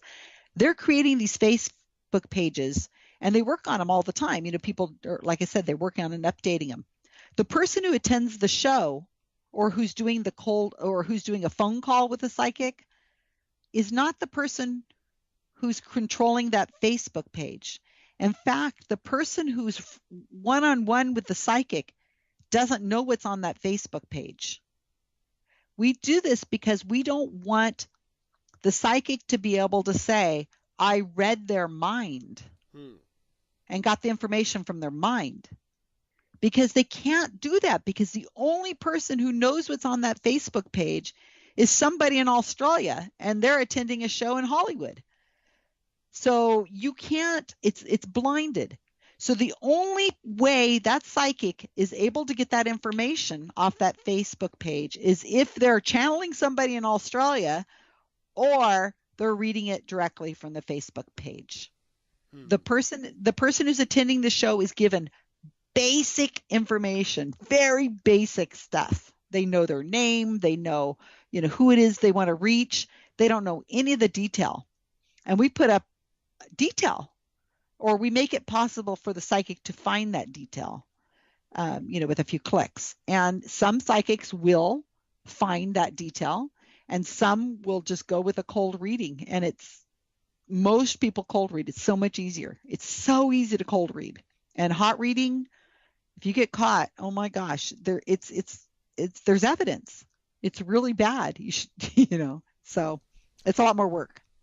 Susan Gerbic, my guest here on The Edge of the Unknown. We got to take our last break of the evening, but we've got much more coming up.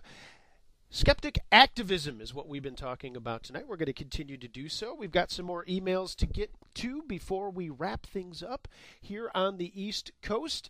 In the meantime, if you want to get on board, hey, give us a yell, 716-218-3557. That is open for you. And, of course, the Edge of the Unknown at gmail.com. Coming up next week, Deidre Hay, the Mystic of Montecito. That'll be an interesting show, but we're having an interesting show right now. So everybody, stick around. Don't go nowhere. We've got another segment coming up with Susan Gerbic. We're back right after this, everybody. Hang on. More to come. I'm cruising 60 and I don't think twice. Bang, bang, goes the street in time with the wheels. Big city lights as fun as sin. Just to the hilt, the only thing missing is a win. Bring the game on, bring it on. It's a fact. The best sounding music comes from analog audio found on vinyl records. But high quality vinyl has been hard to find until now. Records Etc. in Williamsville, New York is your destination for new and used vinyl records in a variety of categories from blues to Zydeco. Located in the Eastern Hills Mall, Records Etc. is easy to find and fun to shop. Classical, rock, comedy, and new wave are waiting for you at Records Etc. So dust off your turntable or pick one up at the store and start listening to music the way artists intended it to be heard. They also carry rock and roll memorabilia, t-shirts, posters, and more. That's Records Etc. in the Eastern Hills Mall in Williamsville. Call 716-481-7177 and ask for Ray for more information. Records Etc. Tunes for our times.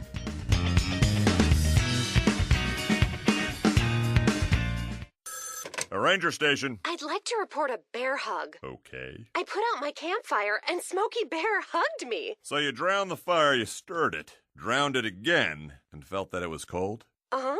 Yep, he's just letting you know you did good. Bear hug from Smokey Bear. Status update. I'm gonna let you go now. There are many ways to start a fire, but one sure way to put it out. Learn how you can do your part at SmokeyBear.com. Sponsored by the U.S. Forest Service Ad Council and your state forester. Looking for the best Japanese and Thai cuisine in Western New York? Then you have to visit Teton Kitchen at 415 Dick Road in Depew. From appetizers and soups, simple, special, big, and fusion-style maki, to sushi, sashimi, and tempura, you won't get a range of items like this anywhere. Hungry for more? Teton Kitchen offers a full dinner menu and kushiyaki dishes, as well as a huge variety of sake, wine, beer, both domestic and Asian imports. Owner Taka and his bride Kin are proud to boast that Teton Kitchen is Yelp's #1 rated restaurant in Western New York, and they welcome you for lunch or dinner 7 days a week with takeout and online ordering available. Visit TetonKitchen.com for their full menu, hours, and online ordering, or call 716-393-3720. Teton Kitchen, 415 Dick Road in Depew. Itadakimasu. Whoa, long time no see. It's me, the Rock t-shirt in the back of your closet. Dude, Remember? You crowd surfed in me, man. But you haven't worn me in like forever. I get it, you're retired, but I still got some rock left in me. So take me to Goodwill, where I could really make a difference. Your donations to Goodwill create jobs, training programs, and education assistance for people in your community. To find your nearest donation center, go to goodwill.org. Donate stuff. Create jobs. A message from Goodwill and the Ad Council. Hello. What are your fears? Are you badgered by domestic affairs, haunted by ghosts or demons, terrorized by those who would use magic as a weapon, or tormented from within? I can end it. I can stop it. I can cast them away, for I am a sorcerer, and protecting people from these things is what I do. Seek my services at sorcererforhire.com or call now for faster service 206-501-0444, because time is not on your side.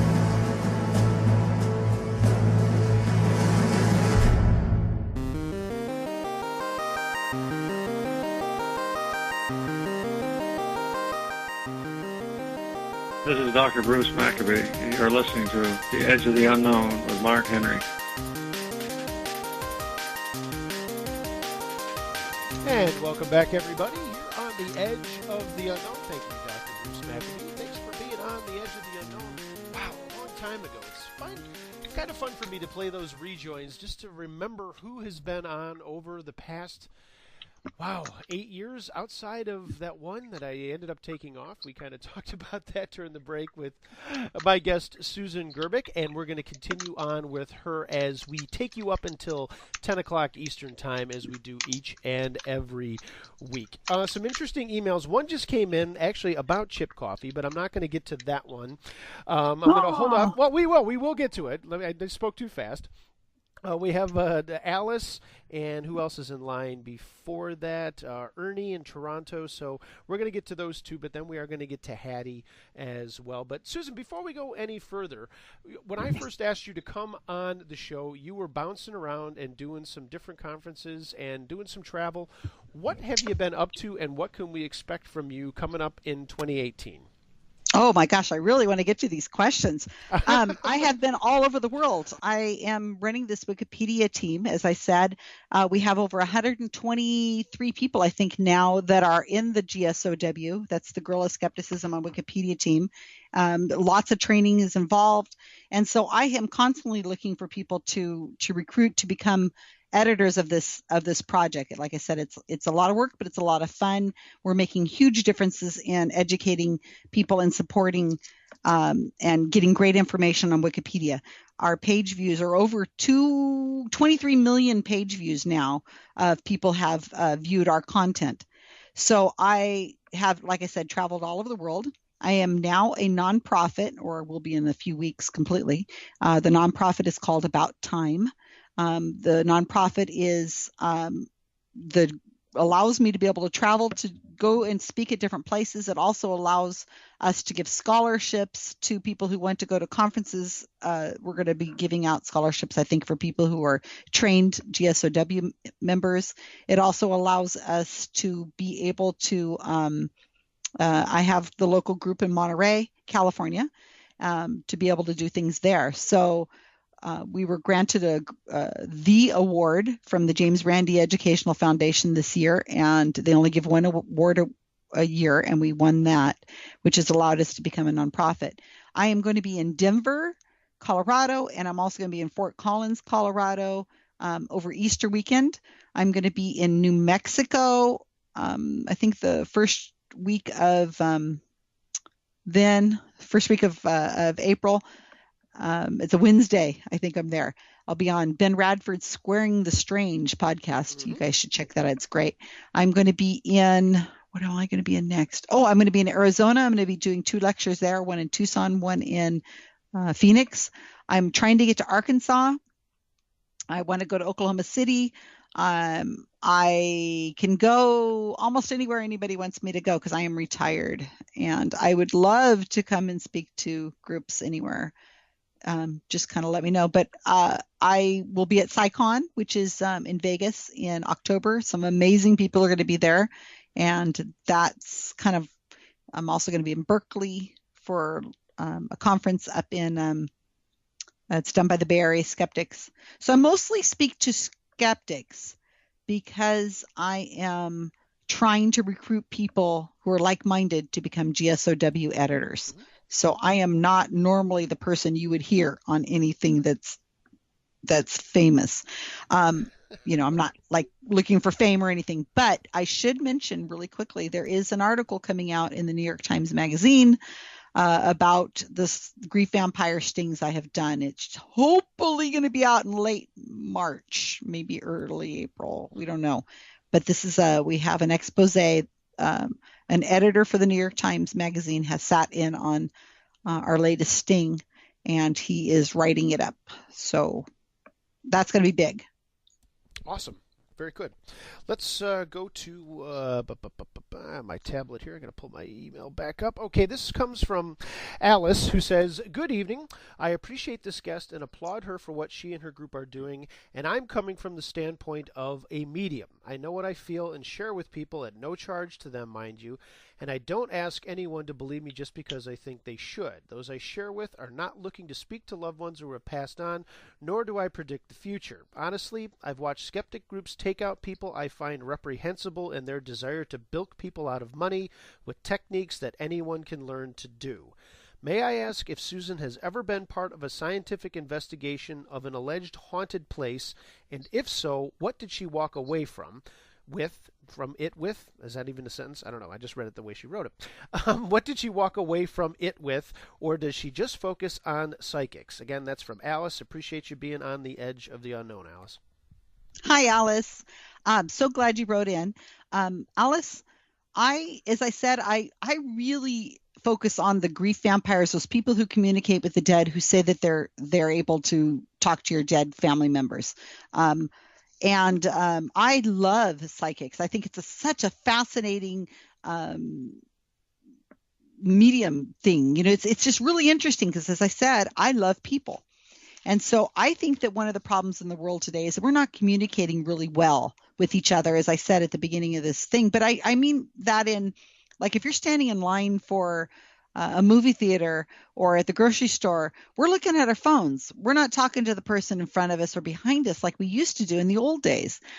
We're not connecting with people. And there is nothing wrong with us sitting down and having a really heart-to-heart conversation with somebody. In fact, a lot of people really need that.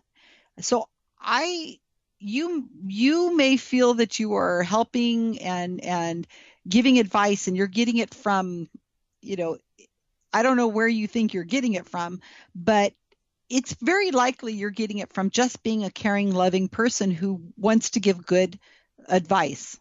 And I applaud that. I kind of wish you were just doing it as, that you, Alice, are a caring person who can kind of see things clearly. Maybe you have a long history of being able to talk to people, and like a therapist. So it's whenever they cross the line and they go into the dead stuff and they start doing investigations, and they know themselves that they are not they're just making it up. Okay, so going to the haunted house. I love ghosts. I absolutely love ghosts. I love ghost stories. I love being scared. I love all that stuff. But I'm in the same boat as Ben Radford. We first off don't know what a ghost is. Even the people who are supposedly experts on ghosts don't have a way of deciding what a ghost is. They don't know what it is. Why do they wear clothes? Why can't they, give us some real information instead of just giving initials? Why do they have to haunt in the dark? Why are we not turning on the lights? Why are we out there doing this crazy stuff? I mean, so anybody who's interested in that, go to the Ben Radford thing. So no, I have not been to any hauntings that I can think of. I'm sure I have done, I've been in ghosts, I've been in buildings and stuff like that as a kid and stuff that's supposed to be haunted. We're trying to scare each other. But, it's just, I'm more afraid of the living. You know, I'm afraid somebody's going to be hiding in the corner who's going to want to scare the crap out of me just because they think it's funny. And then I go running away and break my leg when I fall off the porch trying to get out of there. So I haven't seen nobody's given me any kind of evidence for anything that wasn't something that was just could be fooled with. But, you know, I like a good ghost story just as good as anybody. And I'd love the paranormal to be real. Gosh, I wish psychics were real. I really, really, really wish I could communicate with my family. I wish we could do that, but they're dead. And so are all those other people. They're dead and they don't communicate. Sorry. Interesting that you bring up being afraid of the living. You know, as I've talked to you, and I run a little quick spot. I always plug myself, my YouTube channel, Uncle Josh's True Scary Stories. There are some of the ghost variety, but the more I've been doing this, the more I get stories from everyday life where someone has a stalker or they get into a bad situation at a party or something like that. And I've actually had to back off from telling my wife about these stories that people submit to me because she's like, I don't want to hear this shit. Like, why? Just like, I'm going to be up all night now. Why are you telling me this stuff? And it's true. I some of these stories are twisted, and I'm like, you know what? Paranormal can be spooky, but the guy next door is probably scarier than anything that you might find in a haunted house. Absolutely. Yeah. The living are the scary ones. Whoo, my God. Let's do this. We've got plenty of time. I can always go over. Ernie in Toronto writes in, why is it that a paranormal investigator gets beat up because he's a plumber by day, but a skeptic who is a magician somehow gets a pass? How many magicians have you had on this show that claim to be a paranormal investigator, Mark? Ernie in Toronto. By the way, how do you think the Jays will do this year? I'll handle the Jays question later. So I that's, I guess, a question to you. One guy's a plumber, another guy's a magician. What's the difference? Why should one guy have credence over the other? Well, magician, Lord, is the expert on how this is done. A psychic that does these, especially from the Victorian times on up, they're just people doing magician tricks. So a magician knows how it's done. They know how to do sleight of hand. They're pretty much experts. If a magician, Joe Nichols a magician, James Randi's a magician. These are all investigators. Richard Wiseman is a magician, and Mark Edward is a magician. I'm really having problems with my words right now. Magician. Okay, so they are there, and I think that a lot of these people who are magicians are into the skeptic world, especially in research or explaining how it's done, because they know how it's done. They know how easily it is to manipulate an audience. So you got these guys who are plumbers. That's nice. And so if they wanted to be scientists and they wanted to if they started turning on the lights when they do their investigations and they weren't anomaly hunting and they weren't going for gadgets to go beep, beep, beep, and they were actually doing some science, which is hard to do. Science is hard. That's why, not everybody's a scientist. I would have a little more appreciation for them, but they're just entertainers on TV. So they're plumbers. And so I guess that's the answer. I have no respect for them. Sorry. As far as how many magicians have been on this show, Joe Nickel, we talked about Joe earlier in the show, and I think the only one is my friend Mike Siege, who's been on the show a couple of times. He's a local guy I grew up with, terrific magician, but that's it. And Joe's the only one that's ever claimed to be an investigator. Mike has nothing to do with that. Anyway, and before I forget, how are the Jays going to do? Maybe a little over 500. They got to sign Josh Donaldson. They can't trade him. I know that's been swirling around. Probably third in the AL East. The Yankees and the Sox are too strong, and even if the Jays are pushing, they'll blow it towards the end of the regular season. I used to be a sportscaster and a sports talk show host, Susan. Okay, well, you know what? Let's talk about that for a second here, Mark. Why is it that we are asking and predicting these things when we have perfectly good psychics out there who could handle these questions for us? Wouldn't that be wonderful? Why aren't they? I want to understand this. You got these people who claim to speak to the dead, right? They can tell you what grandma was wearing. The grandma wore a hat and she liked roses. They can tell you have a box of old photographs that are sitting somewhere, and they can tell you that they hear the sound of somebody jingling keys in their pocket. Okay, they can give you the first initial J, John. It's like a Julie kind of name. It's like they can do all this, but they can't predict. They can't do anything with accuracy. You know what? One of the reasons why I have so much problems with these people is we have cold cases that need to be solved. If they really, really, really, really can talk to the dead, then why do we have so many missing people? Why do we have grieving parents who would love to have these things solved? Locally, there's just maybe an hour away, there's a young girl. She's been missing since 2012. Her name is Sierra Lamar. They have the guy. The guy has just been convicted for murdering her, but they cannot find her. They cannot find her body. People have been out searching for her for every weekend for years. Why has not one psychic stepped up to relieve this person's grief, these parents' griefs? Why have their parents have no one to bury? I mean, like I say, I take this seriously. Chip Coffey, when you ask him this question, he says he doesn't want to go there because he doesn't want to harm anybody in his family. He doesn't want to have like somebody in his family kidnapped or something, and because they know. That's BS. Give me a break. Why do we have people not riding in the cars with the police officers to point out who the criminals are? Why do we need people to tell us how the Jays are doing? Why don't we just ask the psychics? They will tell us how the Jays are doing. Anyway, I'm getting off my rant. I just wanted to get that in there. I'm just going to say sports quota filled. That's the way I always do it whenever I have to get a question like that in. But I appreciate that, Ernie. And whatever. The Jays suck, and I'm still a fan. Anyway, let's grab one last question here. theedgeoftheunknown@gmail.com. Everybody, you can call my number during the week. It unfortunately does not have a voicemail hooked up to it. So if you do try to get in touch with me, just email me, theedgeoftheunknown@gmail.com. Find me on Facebook, Edge of the Unknown Radio Show. If you've got a suggestion, comment, whatever, I always respond to everything. That's the best way to find me.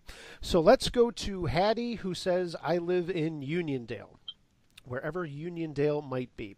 Hello, I have seen Chip Coffey, and he didn't, and no one else around him was anywhere near me before I spoke with him. I filled out no paperwork and spoke to 0 people at the event I saw him at. He didn't ask me many questions, but was spot on with his reading. I know people don't like to believe this, and others say he's fake, but I know what happened to me. I just wanted to share that and ask if Susan has ever run into trouble with her work debunking psychics. Hattie, that lives in Uniondale, thanks for being on the Edge of the Unknown. I appreciate that. Okay, Hattie. I would appreciate it if you would go and look into some of the research I have done. Go to the Susan Gerbic Wikipedia page. Is the easiest place to do it. And you will see where I have written some articles actually taking the video of an interactions or many interactions with a supposed celebrity psychic talking to the dead, and broke it down into detail. Now, you are not stupid. You are not faking. You are not, there's nothing wrong with you personally, but the brain plays tricks on you. First off, most people remember the hits and forget the misses. Chip Coffey and a lot of these people are very good at this cold reading thing. They are throwing out generalities that seem very, very specific, but they're not. It's just a general statement that fits a lot of people. He's looking at you. He's reading you. He knows he can generally figure out your ethnicity, your age, where you're from, your demeanor. And from that, he's reading you, and he can make so many generalities. He can see your parents are probably dead because of your age. He can tell that you probably have grandchildren because of your age. He can probably tell, and then he makes some statement that is that fits. Like maybe they'll say, if you're in your 60s or your 70s, he could say, I'm hearing something about a piano. There was a piano in the household when you were growing up, and they used to play, and he could name a song that would be popular at that era. And that's going to fit almost anybody who is in their 60s now, who was raised in America You know, and it seems very specific. Okay, and the other thing is you're not recording this. You were having a one-on-one conversation with him at a show. Unless you can sit down and rewind it and think about what he said and how he said it, you will be shocked at how much you give away. When he's talking to you, you are making subtle nods or shaking your head or making a frowny face, and he's moving from your expressions. He can see which direction to go in. So you're giving away, you're like an open book to somebody like Chip Coffey. He's reading you. So as I say, you're not stupid. You're not, there's nothing wrong with you. These people are scamming you. They're taking your money. If you want to think of it as entertainment, fine. But it's not. He's playing you. He's playing you. I'm sorry to tell you that. It's a game. He's trying to get you to get a private reading and buy his book. So, I mean, okay, please go and look into this into detail. Most people never look at it whenever I tell them anything. Like, please go look at the detail of it. Almost nobody ever goes and looks at the detail of it because they just want to continue. They want to say I'm a curmudgeon or I'm a skeptic, I'm a mean person or whatever. I spent a lot of time looking at this, and if you really look at it in depth, you will see that you probably gave him all the information just by he reading you and making generalities about you. You forget all the hits. I mean, you forget all the misses and you just go to the hits. Well, I've never actually gone to a psychic, so I can't really say one way or the other. I know lots of friends that have, and I mean, Lilydale is right down the street. I've never even been to Lilydale. I've been there. Joe Nickel took me there. No kidding. While you were up here, no kidding. I've never been there. Crazy. All my friends have. My wife's uncle owns a golf course right across the lake from Lilydale. I've been down there a million times to Casadega, but I've never been to Lilydale. I'll have to go down. It looks like a pretty neat place. So. Oh, it's beautiful, but you know what? Those look like little fire traps there. You guys be very careful. Let's do this. We got to wrap things up, but Dave is back in the chat room who just said, I am really confused now. What is a skeptic? So let's end with that. Let's go back to the beginning of this and just let's throw it out there. Definition of a skeptic according to Susan Gerbic. Okay, skeptic is a method of thinking. It is a way of thinking critically, scientific method. It is a way of knowing what you know. It is I'm sorry, Dave. I do say the word skeptic because there's a skeptic community. And we do identify it with ourselves. We'll say, I'm a skeptic. I'm in this community. I'm part of this group. This group is, and we also use the word skeptic to mean critical thinking, to be on a path, a journey, trying to think things through, to look for evidence or ask for evidence and admit that we don't always know, and to say, I don't know. I need more information. So I apologize if I've confused people, but I've used the phrase skeptic to mean people in general who hang out in the skeptic community and go to skeptic conferences, and then also skeptic as a method of thinking. Susan Gerbic has been my guest this evening. Susan, I hope you had a good time. I've had a blast on this end. It was a fun conversation for sure. That was a lot of fun. I wish I had more. I love talking to your people. They have some great questions. I wish you guys write to me. And that's perfect. What's the best way for anybody who's listening to get a hold of you?